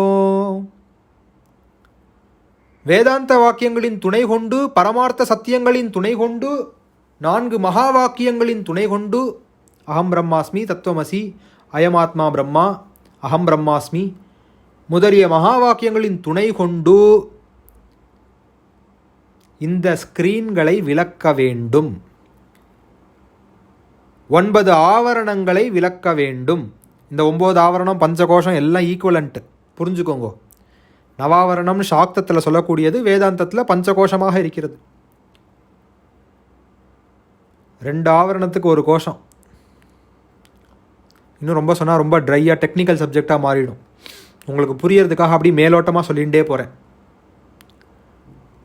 நவாவரணமும் பஞ்சகோஷமும் ஒன்றும். வேதாந்தம் அதை பஞ்சகோஷம்னு சொல்கிறது, சாக்தம் அதை நவாவரணம் என்று சொல்லுகிறது. அவ்வளோதான் வித்தியாசம். 2 ஸ்க்ரீனாக சொல்கிறது, ஒரு கோஷத்துக்கு 2 ஸ்க்ரீனாக சொல்கிறது. விளக்கிண்டே போக வேண்டிதான். இந்த ஆவரணங்களை விளக்கி கொண்டே போக வேண்டும். எப்படி விளக்க வேண்டும்? நேத்தி ந இதி அப்படிங்கிறது நேத்தி. இது கிடையாது, இது கிடையாது, இது கிடையாது, இது கிடையாது, இது கிடையாது. விளக்கிண்டே போனால் கடைசியில் எங்கேயோ ஒரு இடத்துல நின்று தானே ஆகணும். இதுதான் திஸ் அப்படின்னு ஒரு புக் இருக்கு, ஞானத்தை பற்றி விளக்கக்கூடிய ஒரு புஸ்தகம். அதுக்கு பேரே திஸ். ஆஹா, இதுதான் கண்டுபிடித்து விட்டேன் அப்படின்னு சொல்றதுக்கு விளக்கி கொண்டே போக வேண்டியதாக இருக்கிறது. விளக்குவதற்கு இவர்கள் வைத்திருக்கக்கூடிய பெயர் நேத்தி நேத்தி நேத்தி நேத்தி. ந இதி, இது கிடையாது. நான் கையா? கிடையாது. நான் காலா? கிடையாது. நான் நெற்றியா? முகமா? கண்ணா? காதா? மூக்கா? வாயா? இல்லை நான் இந்த மனமா? நான் என்னுடைய விருப்பு வெறுப்புகளா? Likes and டிஸ்லைக்ஸா? நான் என்னுடைய குணமா? am I my attributes? எல்லாத்துக்கும் answer no no no no no. am I this name? am I this form? நாமரூபமா நான்? நான் பறக்கும்போது எனக்கு ராமகிருஷ்ணான்னு பேர் வச்சுருந்தான்னா என் பேர் இன்றைக்கி ராமகிருஷ்ணா. நான் பறக்கும்போது எனக்கு விவேகானந்தன் பேர் வச்சுருந்தான்னா இன்றைக்கி எனக்கு பேர் விவேகானந்தன். அப்போ சுப்பிரமணியன் நான் இல்லைன்னு தெரிஞ்சு போச்சு. அந்த நாமம் நான் இல்லைன்னு தெரிஞ்சு போச்சு. திடீர்னு ஒரு நாள் வெள்ளையாயிடுறேன், திடீர்னு ஒரு நாள் கருப்பாயிடுறேன், திடீர்னு குண்டாயிடுறேன், திடீர்னு ஒல்லி ஆயிடுறேன். அப்போ இந்த ரூபம் நான் இல்லைன்னு தெரிஞ்சு போச்சு. நாமமும் நான் இல்லை, ரூபமும் நான் இல்லைங்கிறது தெளிவாயிடுது. ரூபம் நான் இல்லைங்கிறது தெளிவாகிறது நிறைய இறப்புகளை பார்க்கும்போதே தெரிஞ்சுக்கலாம். இந்த தேகம் நான் இல்லைங்கிற ஞானம், தேகம் நான் இல்லைங்கிற புத்தி வாஸ்தவமாக எல்லாருக்கும் அந்த இடத்துலையே ஏற்பட்டுடணும். இந்த தேகம் தான் இல்லை அப்படிங்கிற அறிவு எங்கேயோ போய் சம்பாதிக்க வேண்டியதில்லை. ஒரு மரணத்தை பார்த்தவுடனேயே ஏற்படக்கூடிய உணர்வு, இந்த தேகம் நான் இல்லை, தேகம் இங்கே இருக்கிறது, ஆளக்கானோம். அப்போ இந்த தேகம் நான் கிடையாதுங்கிற திருடமான புத்தி ஏற்பட்டுடணும், வாஸ்தவிகமாக ஏற்படணும். நமக்கு ஏனோ ஏற்பட மாட்டேங்கிறது. ஏன் ஏற்பட மாட்டேங்கிறது? மனசு டிஸ்டார்ட் பண்ணுறது. அவள் தானே செத்தா, நம்மளாம் சாஸ்வதமாக இருப்போம். அது அவளுக்கு தசாபுக்தி சரியா இல்லை, அவள் இறந்து போயிட்டா, நம்மளாம் சாஸ்வதமாக இருந்துகிட்டே இருப்போம். மனசு டிஸ்டார்ட் பண்ணுறது. Mind is distorting the fact. அப்போது ஒவ்வொன்றையாக தள்ளிண்டே வருது. நாமம் நான் இல்லை, ரூபம் நான் இல்லை, இந்த அவயவங்கள், இந்த இந்திரியங்கள் நான் இல்லை, பகிரிந்திரியங்களும் நான் இல்லை, அந்தரிந்திரியங்களும் நான் இல்லை, அந்தఃகரணம்னு சொல்கிறோம் இல்லையா, அந்தःகரணமும் நான் கிடையாது, மனசு நான் இல்லை, புத்தி நான் இல்லை, அகங்காரம் நான் இல்லை, சித்தம் நான் இல்லை, மனோபுத்தி அகங்கார சித்தான் இனாகம். ஆரம்பிக்கும் போதே நாளையும் சொல்லிட்டார், 4 அந்தःகரணத்தையும் சொல்லிட்டார். அப்படின்னா என்ன அர்த்தம்னா, கை காலை தான் தனியாக சொல்ல வேண்டிய அவசியம் இல்லைன்னு அர்த்தம். அதையே சொல்லிட்டேனேடான்னு அர்த்தம். எல்லாரும் நம்மளை ஃபஸ்ட்டு போய் நம்மளை சம்பந்தப்படுத்திக்கிறதே மனசோட தான் சம்பந்தப்படுத்திப்போம். அவர் ரொம்ப நல்ல மனசுக்காரர், என்னமோ மனசுக்கு அவர் ஓனர் மாதிரி. அவர் ரொம்ப நல்ல மனசுக்காரர், அவருக்கு ரொம்ப நல்ல மனசு. அவருக்கு மனசே சரி கிடையாது, அவருக்கு குணமே கிடையாது. அதெல்லாம் மனசை தான் ஆட்ரிபியூட் பண்ணுறா. விருப்பு வெறுப்பை தான் ஆட்ரிபியூட் பண்ணுறா. அதனால தான் ஆரம்பிக்கும் போதே சொல்லிட்டார், மனோபுத்தி அகங்கார சித்தானி நாகம். மனசும் நான் கிடையாது, புத்தியும் நான் கிடையாது, சித்தமும் நான் கிடையாது, அகங்காரமும் நான் கிடையாது. நான் அப்படிங்கிற உண்மையான வஸ்து இந்த நாளையும் பிரகாசிப்பிக்கிற வஸ்து. மனசோ புத்தியோ அகங்காரமோ சித்தமோ இந்த நாளையும் பிரகாசிப்பிக்கிற வஸ்து ஆத்மா. சிதானந்த ரூப சிவோகம் சிவோகம். ஆச்சரியம் பாருங்க. மனோ புத்தி அகங்கார சித்தானி நாகம்னு சித்த அங்கே சேர்த்தார். முடிக்கும்போது சித் ஆனந்த ரூப சிவோகம் சிவோகம். அந்த சித்து வேற, இந்த சித்து வேறங்கிறத புரிஞ்சுக்கணும். அந்த சித்து மனசினுடைய பழைய ரெக்கார்ட்ஸ் எல்லாம் சித்து ஜடம் உணர்வுன்னு சொல்கிறோம் இல்லையா. இப்போ மனசோட சம்பந்தப்பட்டிருக்கக்கூடிய உணர்வு நான் இல்லை, அந்த சித்து நான் இல்லை. சுத்த சைத்தன்யம் நான், சுத்தமாக இருக்கக்கூடிய சித்து தான் சத்து சித்து ஆனந்தம். அந்த சித்தை சேர்த்து சொல்கிறார், சிதானந்த ரூப சிவோகம் சிவோகம். அப்போ இங்கே சச்சிதானந்த ரூப சிவோகம்னா சார் வரணும். அந்த சத்தை தான் அவர் அகம்னு போட்டுட்டார். உங்களுடைய அகங்காரம் மனோரூபமாக இருக்கக்கூடிய அகங்காரம் வேற, இங்கே இவர் அகம்னு சொல்லக்கூடிய அகம் வேற. சிதானந்த ரூபா சிவோகம் சிவம். ரூபம்னாலே சத்து தானே, இருப்பு இருந்தால் தானே ரூபம். இல்லாத ஒன்றுக்கு ரூபம் இருக்குமோ? இருக்கிறதுக்கு தான் ரூபம் இருக்கும். சிதானந்த ரூப சிவோகம் சிவோகம். அது சத்தா மாத்திரமாக இருக்கிறது, சத்தாக இருக்கிறது, இருப்பு இருக்கிறது, பியூர் எக்ஸிஸ்டன்ஸ்.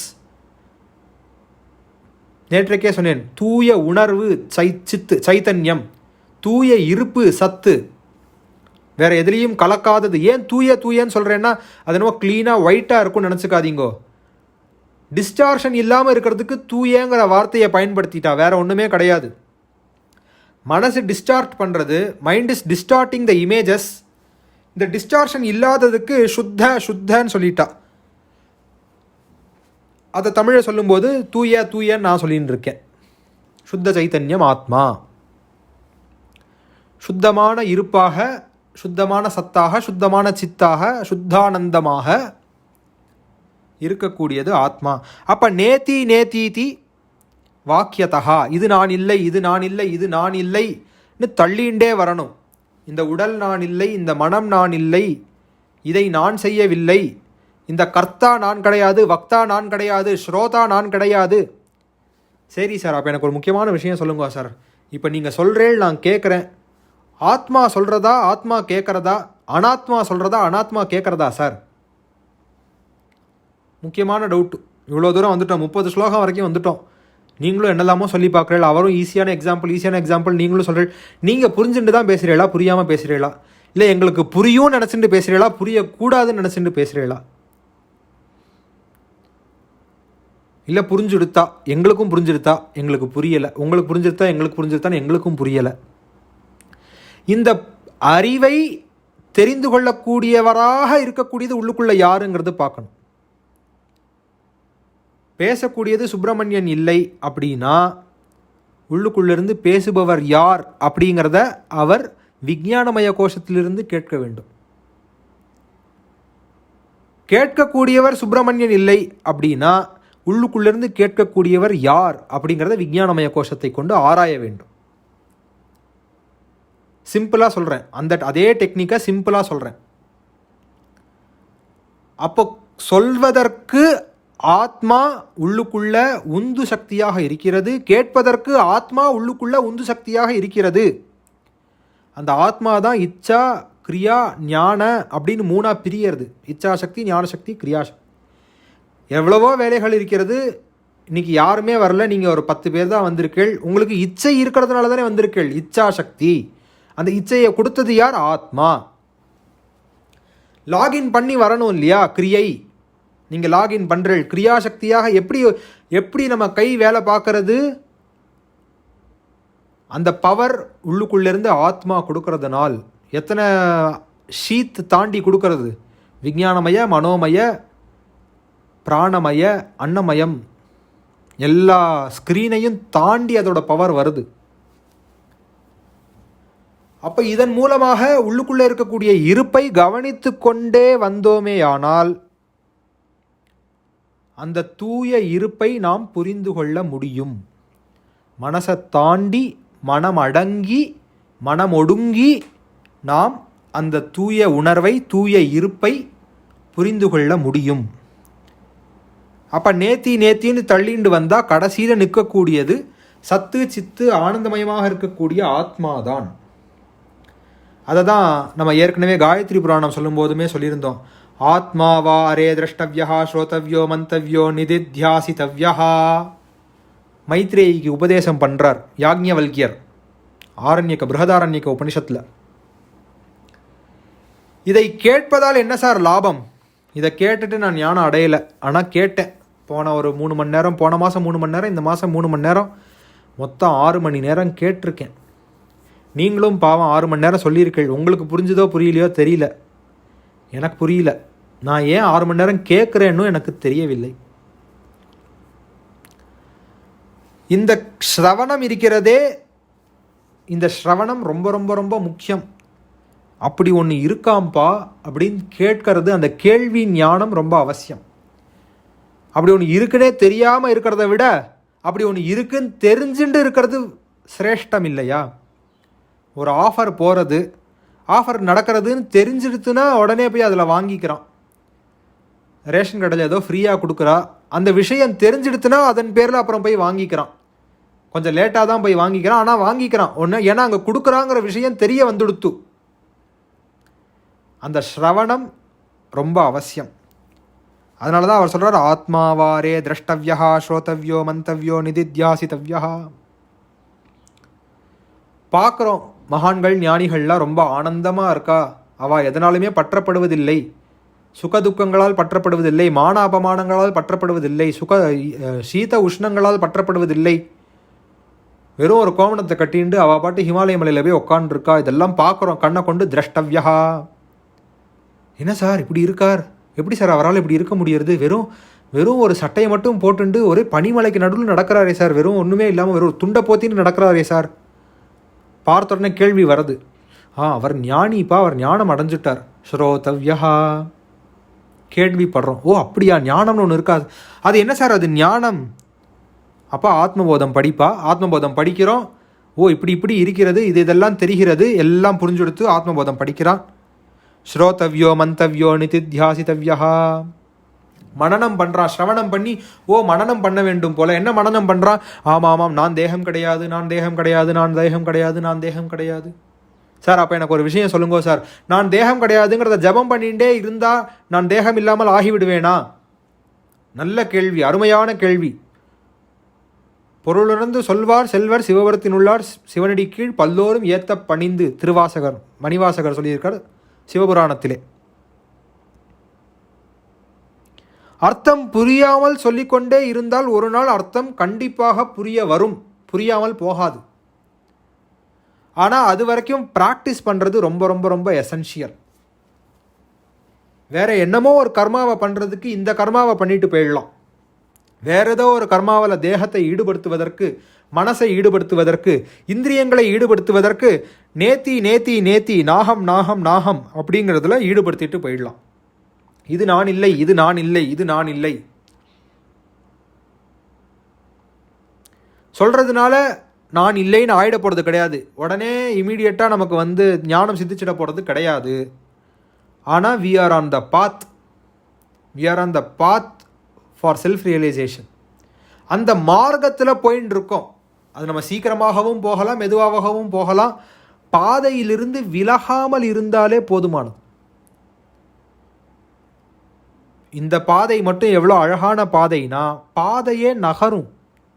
அதனால தான் அப்படிப்பட்ட அருணகிரிநாதருக்கு முருகன் சொல்லுகிறார், சும்மா இரு சொல்லற,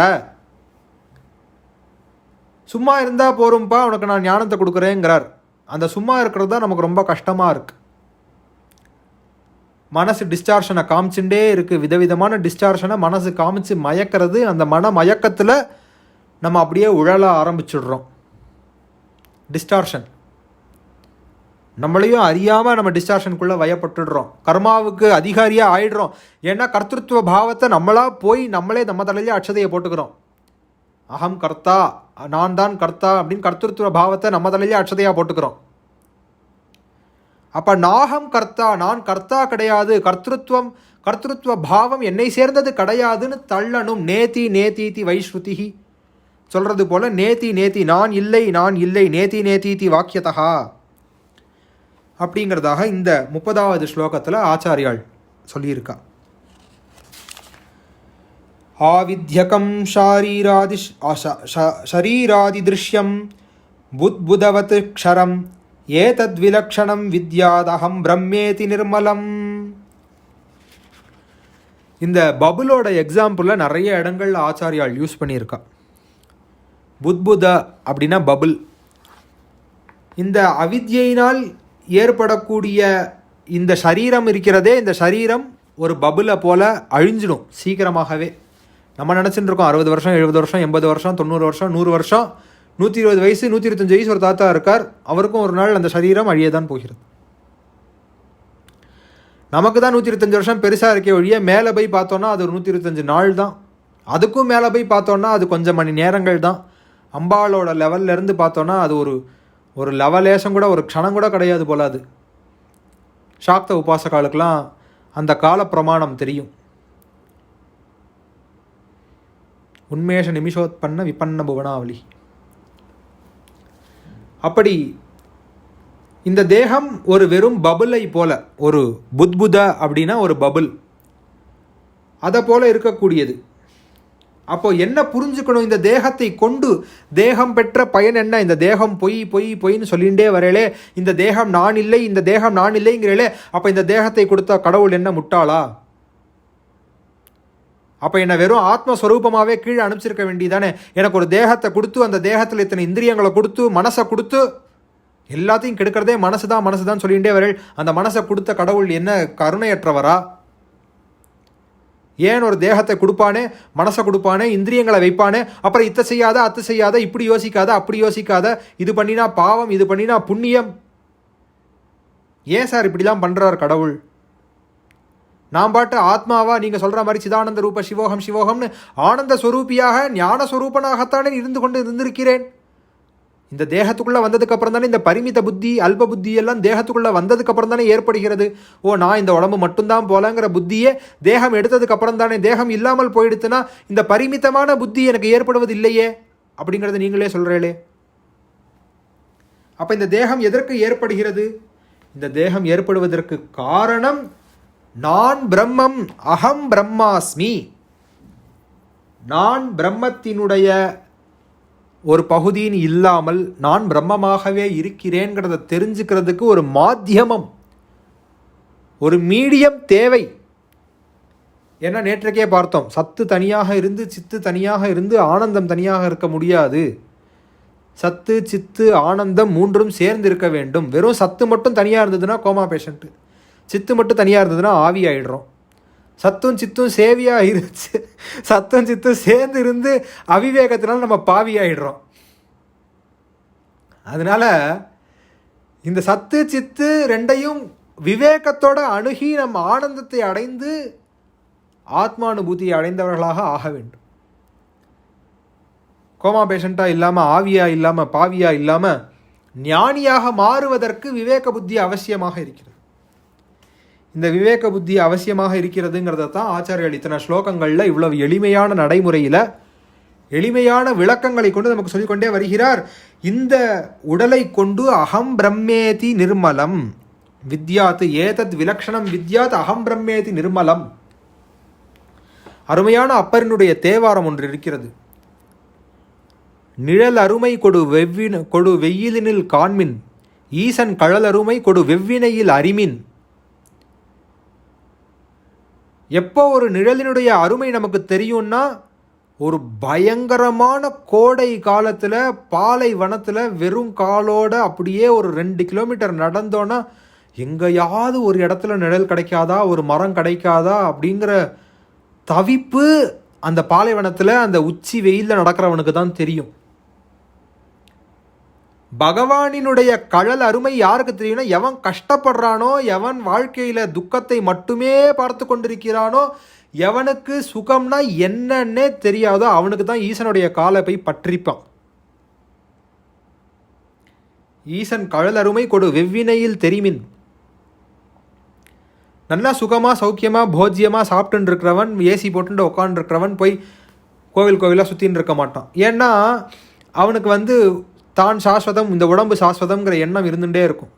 எவன் கஷ்டப்படுறானோ, ஏசியெலாம் வச்சுருந்தாலும் தனக்கு வேணுங்கிறது நடக்கலையோ, தனக்கு வேணுங்கிறது கிடைக்கலையோ, இந்த நடக்காதவன் கிடைக்காதவன் இவன்லாம் தான் கோவிலாக சுற்றுவான், நடக்கிறதுக்கும் கிடைக்கிறதுக்கும். இது நடந்துட்டா தேவலை, இது கிடச்சுட்டா தேவலை, ஒரு 1 கோடி ரூபாய் வந்துட்டா பரவாயில்ல, அதை அப்படியே 100 கோடி ரூபாயாக மாற்றி அப்புறம் நான் நல்ல சத்காரியங்கள்லாம் பண்ணுறேன் அப்படின்பான். இல்லை எனக்கு ஒரு குழந்தை பிறந்துட்டா போகிறோம் அப்படின்னு கோவிலாக சுற்றுவா. இதெல்லாமே எதனாலனா அது கிடைக்கவில்லை அப்படிங்கிறதுனால. அது கிடச்சவாள்லாம் பாருங்கோ, அதை அப்படி அருமையாக வச்சு பார்த்துக்கிறாளான்னு. குழந்தை பிறந்தவாள்லாம் இருக்கா, அப்பா அம்மாக்கள்லாம் இருக்கா, குழந்தைய அடிக்கிறா, திட்டுறா, வையரா, எல்லாம் பண்ணுறா. அந்த குழந்தைய தான் தவம் இருந்து பெற்றிருப்பா பாவம். ஆனால் கிடச்சிட்டதுக்கப்புறம் அது அந்த அருமை போயிடும். கிடைக்கிறதுக்கு முன்னாடி இருந்த விஷயம் அந்த கிடச்சதுக்கப்புறம் இருக்கிற அருமை போயிடும். அப்படி நம்ம வெறும் ஆத்மாவாக இருந்த பொழுது, வெறும் ஆவியாக இருந்த பொழுது நமக்கு அதனுடைய அருமை தெரியவில்லை. இந்த தேகம், இந்த இந்திரியம், இந்த மனசுன்னு ஒரு சிறைக்குள்ளே அடைச்சி வெளியில் வா, இப்போ வெளியில் வாடா பார்ப்போம் அப்படின்னு பகவான் பூலோகத்துக்குள்ளே அனுப்பிச்சதுக்கப்புறம் எப்படியாவது ஞானம் அடைஞ்சிடணுமே, எப்படியாவது தெரிஞ்சுன்றணுமே, என்ன பண்ணாகும் தெரியலையே, இந்த குருநாதரை பார்க்கலாமா, அந்த குருநாதரை பார்க்கலாமா, இந்த புஸ்தகம் படிக்கலாமா, அந்த புஸ்தகம் படிக்கலாமா, இவர் இப்போ இந்த புஸ்தகத்தை படித்தா ஞானம் அடைஞ்சிருவோமா, இந்த பிரவச்சனத்தை கேட்டால் ஞானம் அடைஞ்சிடலாமா, அந்த பிரவச்சனத்தை கேட்டால் ஞானம் அடைஞ்சிடலாமா. பிரவச்சனம் வருஷம் கேட்டுட்டே இருக்கும், வருஷக்கணக்காக கேட்டுருக்கோம், வருஷம் இல்லை வருஷக்கணக்காக கேட்டுட்டே இருக்கும், ஞானம் அடைஞ்ச பாடில்லை. சொல்கிறவாளும் வருஷக்கணக்காக சொல்லிகிட்டே இருக்கா, ஞானம் அடைஞ்ச பாடில்லை. அப்போ பகவான் ஒரு காரணமாகத்தான் இந்த ஆவரணங்களை ஏற்படுத்தி நம்மை இந்த பூலோகத்திற்கு அனுப்பித்திருக்கிறார். அதனால தான் அம்பாளுக்கு நவாவரண பூஜையே பண்ணுறோம். இந்த ஆவரணங்களை பூஜை பண்ணி, அப்பா எப்படியாவது நீங்களா விலகிடுங்கோ, எனக்கு விளக்கிறதுக்கு சக்தி கிடையாது, நீங்களா அவாவாளா விலகிக்கோங்கோ, ஏ அன்னமய கோஷமே நீயா விலகிக்கோ, ஏ பிராணமய கோஷமே நீயா விலகிக்கோ, எப்பா பெரிய ஆள் மனோமய கோஷமே நீயா விலகிக்கோ, அப்பா விஞ்ஞானமய கோஷமே எனக்கு நல்லா கொண்டு போய் சேர்க்க வேண்டிய இடத்துல சேர்த்துடு.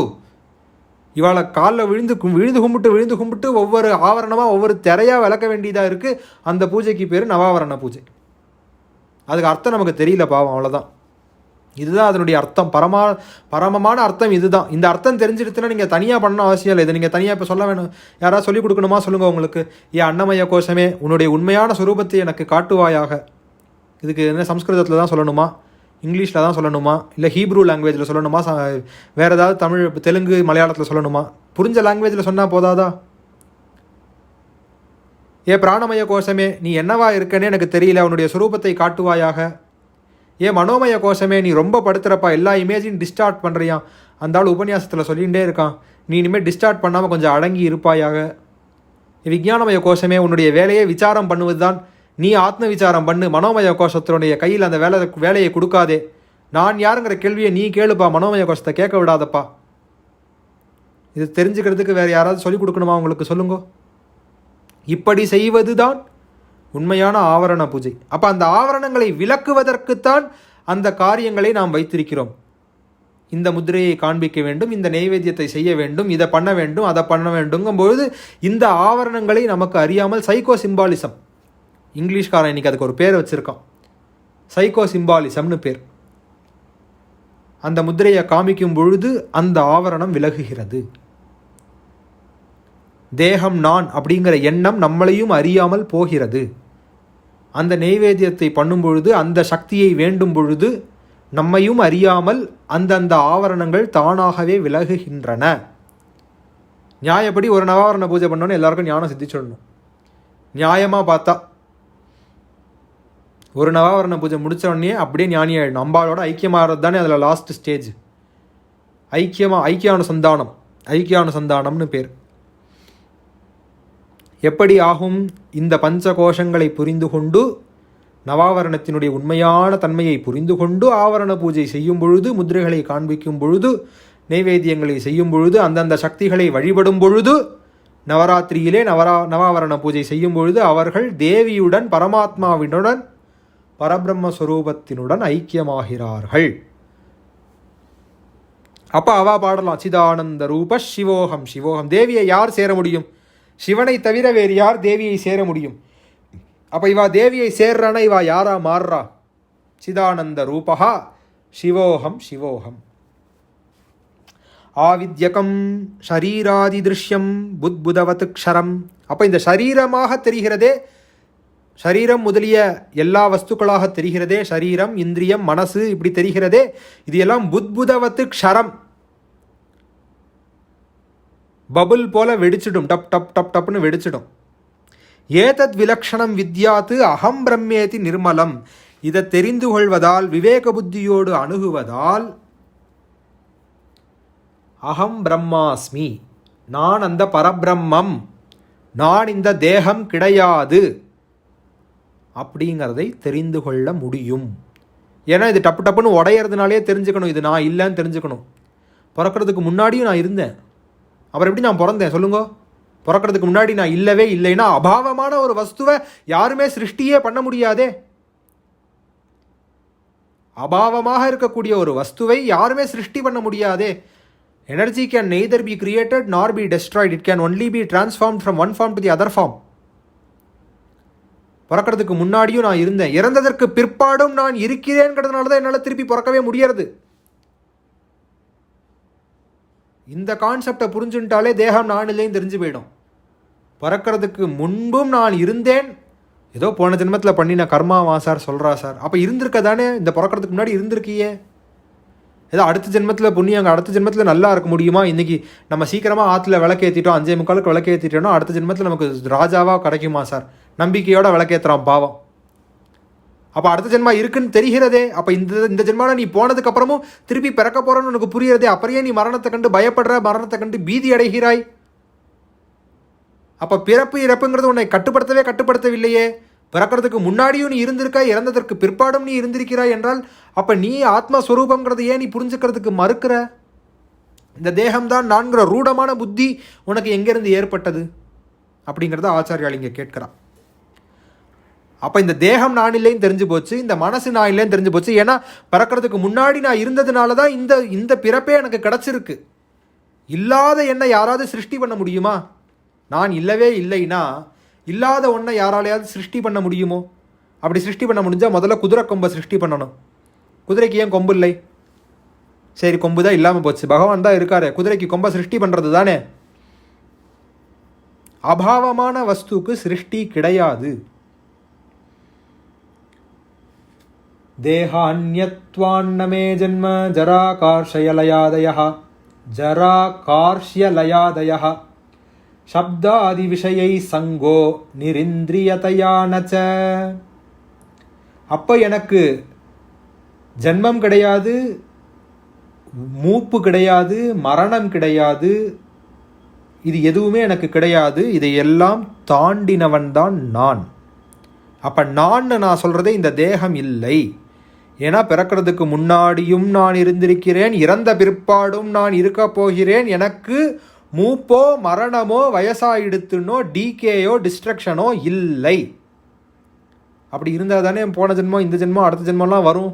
பூத பவ்ய பவத் பிரபவே நமஹா. எப்படி பாஸ்ட் டென்ஸில் பாஸ்ட் லைஃப் சொல்கிறோம், ஃப்யூச்சரில் ஒரு லைஃப் சொல்கிறோம், ப்ரெசன்ட் லைஃப்னு ஒன்று சொல்கிறோம்.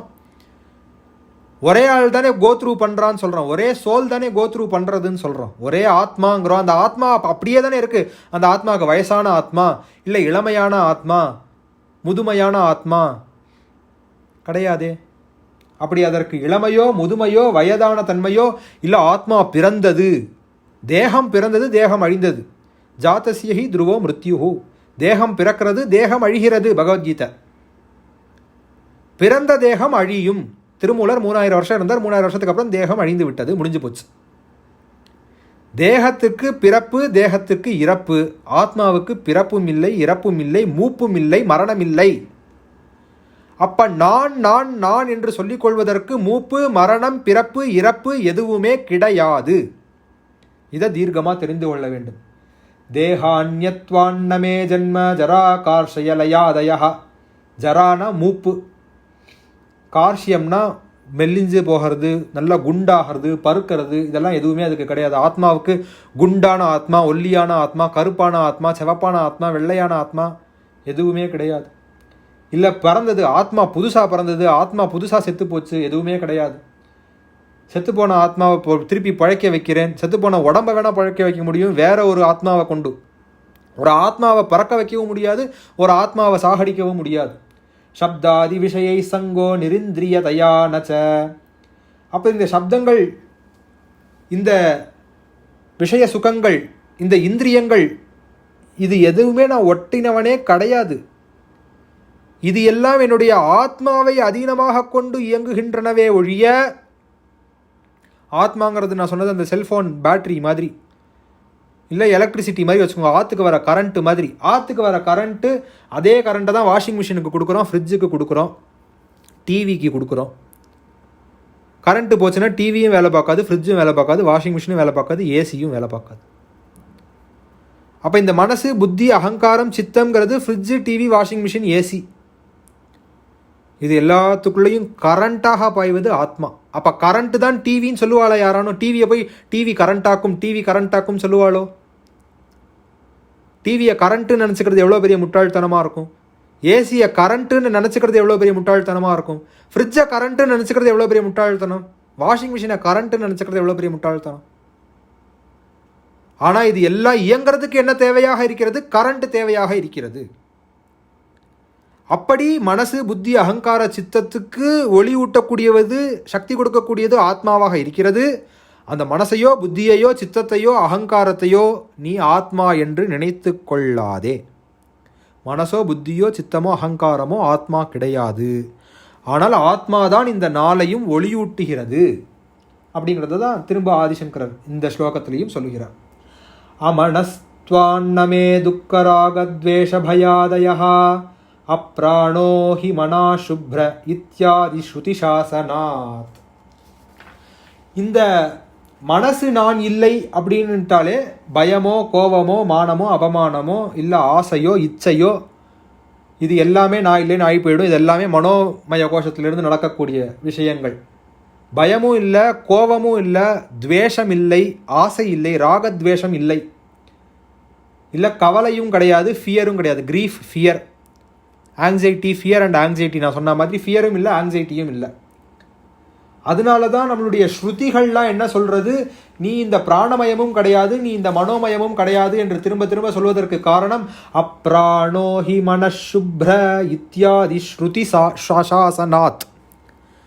நம்முடைய வேதங்கள் அதனால்தான் மீண்டும் மீண்டும் சொல்லுகின்றன, நீ இந்த பிராணமய கோஷம் கிடையாது, நீ இந்த மனோமய கோஷம் கிடையாது. இந்த பிராணமய கோஷம் நினச்சிட்டு தான் எல்லோரும் மூச்சை பிடிச்சிட்டு உட்காந்துருக்கா பிராணாயாமம் பண்ணுறேன்னு பாவம். இந்த அன்னமய கோஷம் தான் நான் நினச்சிட்டு இருக்கவா தான் பாவம் ஆசனங்கள்லாம் பண்ணின்னு இருக்கா. இது பண்ணினா நமக்கு மனசு அடங்கிடுமாக்கும், இதை பண்ணிட்டா நம்ம சரியாக போயிடுவோமாக்கும். அதில் அகங்காரம் வளர்ந்துடுறது. நான் இவ்வளோ நேரம் வந்து உட்கார முடியும் ஒரே ஆசனத்தில். அந்த நான் அவள் கடைசியில் யார் சொல்கிறான்னா ஆத்மாவை சொல்லலை. ஆத்மா பாவம் அது சும்மா நிரகங்காரியாக இருக்குது. நான் இப்படி கழுத்தில் அப்படியே காலை தூக்கி கழுத்தில் போட்டுண்டு 2 கழுத்தையும் கால் மேலே தூக்கி போட்டுண்டு, இல்லை 2 காலையும் கழுத்தில் தூக்கி போட்டுண்டு கால் வழியாக நான் கும்பிடு போடுவேனாக்கும். சரி, ஞானம் அடைஞ்சிட்டியா?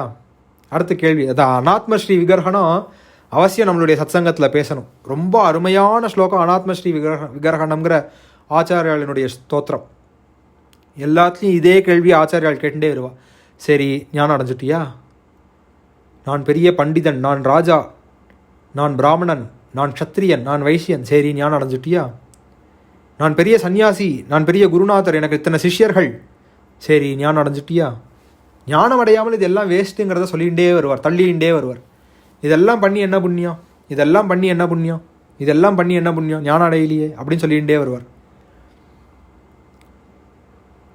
அதே மாதிரி ஜீவன் முக்தானந்த லஹரி அப்படின்னு அருமையான புஸ்தகம் ஆச்சாரியோடையது. ஜீவன் முக்தனாக இருக்கக்கூடியவனுடைய லட்சணத்தை அதில் சொல்லிகிட்டே வருவா. இன்றைக்கி 21st செஞ்சுரியில் எதெல்லாம் ரெலவெண்ட்டாக இருக்கோ அதெல்லாம் அந்த காலத்துலேயே ஆச்சாரியால் எழுதி வச்சுட்டு போயிட்டா. இன்றைக்கி இருக்கிற மால், இன்றைக்கி இருக்கிற என்டர்டெயின்மெண்ட் சென்டர்ஸ், இன்றைக்கி இருக்கிற ஃபேஷன், இதை பற்றின ரெஃபரன்சஸ் அந்த காலத்தில் ஆச்சாரியால் எழுதின புஸ்தகத்தில் இருக்குது. ஆச்சரியமாக இருக்கும். அந்த ஜீவன் முக்தானந்த லஹரியை படிச்சேன்னா அவ்வளோ ஆச்சரியமாக இருக்கும். இதெல்லாம் பண்ணி என்ன புண்ணியம், தான் ஒருவன் ஆத்ம ஞானத்தை சம்பாதித்து கொள்ளாமல் அப்படிங்கிற கேள்வி தான் திரும்ப திரும்ப கேட்கக்கூடியது. அப்போ நான் மனசு இல்லை அப்படின்னு தெரிஞ்ச உடனேயே நமக்கு இந்த பயமோ இல்லை துவேஷமோ ராகமோ எல்லாமே நம்மை விட்டு விலகி விடுகின்றது. அப்போ இந்த பிராணனும் நான் இல்லை, அதாவது இந்த ஆத்மாங்கிறது பிராணனும் இல்லை. பிராணங்கிறது வேற சார், வேற டிபார்ட்மெண்ட்டு. மனசுங்கிறது வேற டிபார்ட்மெண்ட்டு. அப்படி எல்லாம் தனித்தனி டிபார்ட்மெண்ட்டாக இருக்குது. ஆத்மா அதுக்கு எல்லாம் மேற்பட்ட ஒரு வஸ்துவாக விளங்கி வருகிறது அப்படிங்கிறத தான் ஆச்சாரியால் இந்த ஸ்லோகத்தில் சொல்கிறா. நிர்குணோ நிஷ்கிரியோ நித்யோ நிர்விகல்போ நிரஞ்சனஹா நிர்விகாரோ நிராகாரோ நித்ய முக்தோஸ்மி நிர்மலஹா. இது வந்து ரொம்ப அழகான ஸ்லோகம். இன்னது தான் அப்படின்னு சொல்லிடக்கூடிய ஸ்லோகம் இந்த பர்டிகுலர் ஸ்லோகம். நிர்குணஹா குணமற்றது, நிஷ்கிரியஹா எந்த வேலையும் செய்யாதது, நித்யஹா நித்தியமாக இருக்கக்கூடியது, நிர்விகல்பஹா சந்தேகமற்றது. நான் ஞானம் அடைஞ்சிட்டேனான்னு என்கிட்ட சந்தேகம்லாம் வந்து கேட்டவாள்லாம் இருக்கா. சார் நான் ஞானம் அடைஞ்சிட்டேன்னு நான் நினைக்கிறேன் அப்படின்பா. சிரிக்கிறதா அழறதான்னு தெரியாது. ஞானம் அடைஞ்சிட்டு யாருக்காவது சந்தேகம் இருக்குமா? ஞானம் அடைஞ்சிட்டோமா, இல்லை ஒரு எக்ஸ்பீரியன்ஸை கோ த்ரூ பண்ணிட்டோமா அப்படின்னு யாருக்காவது சந்தேகம் வருமா? சந்தேகத்துக்கு இடமில்லாமல் இருக்கக்கூடியது ஞானம். அதுக்கே ஒரு ஆள்கிட்ட வந்து கேட்டுக்க வேண்டியது, இவர் ஏதோ நிறைய பேசுகிறார்ப்பா, இவர்கிட்ட வேணால் போய் ஒரு சர்டிஃபிகேஷன் வாங்கிப்போம். சார் இந்த மாதிரிலாம் எனக்கு ஆச்சு, ஓடுது உருளுது, நான் ஞானம் அடைஞ்சிட்டேன்னு நான் நினைக்கிறேன், நீங்கள் என்ன நினைக்கிறீர்கள் அப்படிம்பார். ஆச்சரியமாக இருக்கும் இப்படி பேசுகிறவாளை கேட்டாலே. அது மாதிரி நிஷ்கிரியஹா நித்யஹா நிர்விகல்பஹா சந்தேகத்துக்கு இடமற்றது, நிர்விகல்பஹா நிரஞ்சனஹா எந்த விதமான வெளி வஸ்து அதை ஒளியூட்ட வேண்டும் என்ற அவசியம் இல்லாதது நிரஞ்சனாக. அது வந்து எல்லாவற்றையும் ஒளியூட்டக்கூடியதாக இருக்கக்கூடியது. அதற்கு ஒளி தேவையில்லை, ஆனால் எல்லாவற்றையும் அது ஒளியூட்டக்கூடியது நிரஞ்சனாக. நிர்விகாரஹா எந்த விதமான விகாரமும் கிடையாது. வயசாச்சு, மூப்பாச்சு, இறந்து போச்சு, பிறந்து போச்சு, எந்த விதமான விகாரமும் கிடையாது. நிர்விகாரஹா நிராகாரஹா அதுக்கு ஒரு ஆகாரம் ஒரு ரூபம் கிடையாது. குண்டா இருக்குது, ஒல்லியாக இருக்குது, வெள்ளையாக இருக்குது, கருப்பாக இருக்குது, செவப்பாக இருக்குது, ஒரு ரூபம் ஃபார்ம்லெஸ், ஃபார்ம் இல்லாத ஒன்று. நிராகாரஹா நித்திய முக்தஹா எப்போவுமே சுதந்திரமாக இருக்கக்கூடியது ஆத்மா. நாம் சிறைக்குள் இருக்கிறோம். தேகம், மனசு, புத்தி, இந்திரியங்கள் இந்த சிறைக்குள்ளே உட்காந்துருக்கோம். 4 சுவர். இந்த 4 சவத்துக்குள்ளே உட்காந்துட்டு நான் எப்போ ஞானம் அடைவேன், நான் எப்போ ஞானம் அடைவேன், நான் எப்போ ஞானம் அடைவேன்னு கேட்டுருக்கோம். அந்த சுவரெல்லாம் வந்து வெறும் 2 தட்டு தட்டினோன்னா உடஞ்சிரும். என்ன எதை வச்சு 2 தட்டை தட்டணும்? தட்டுறதுக்கு ஒரு சுத்தியல் வேணுமே. நேத்தி நேத்தி நேத்தி நேத்தி இதான் சுத்தியல். இந்த சுத்தியலை வச்சு 4 சவத்தையும் 2 தட்டு தட்டினோமானா 4 சவரும் உடஞ்சிரும். நித்யமுக்தோஸ்மி நிர்மலஹா, எந்த விதமான மலங்களாலும் நான் பற்றப்படுவதில்லை.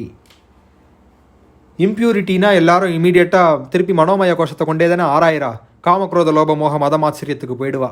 இம்ப்யூரிட்டினா நான் இந்த தேகம்னு நினச்சிக்கிறத காட்டிலும் பெரிய இம்ப்யூரிட்டி என்ன இருக்குது? நான் இந்த தேகமாக்கும் அப்படிங்கிறத நினச்சிக்கிறத காட்டிலும் என்ன பெரிய இம்ப்யூரிட்டி வந்துட போகிறது? நான் இந்த இந்திரியம், நான் இந்த மனசு, நான் இந்த புத்தின்னு நினச்சிக்கிறத காட்டிலும் என்ன இம்ப்யூரிட்டி பெருசாக வந்துட போகிறது?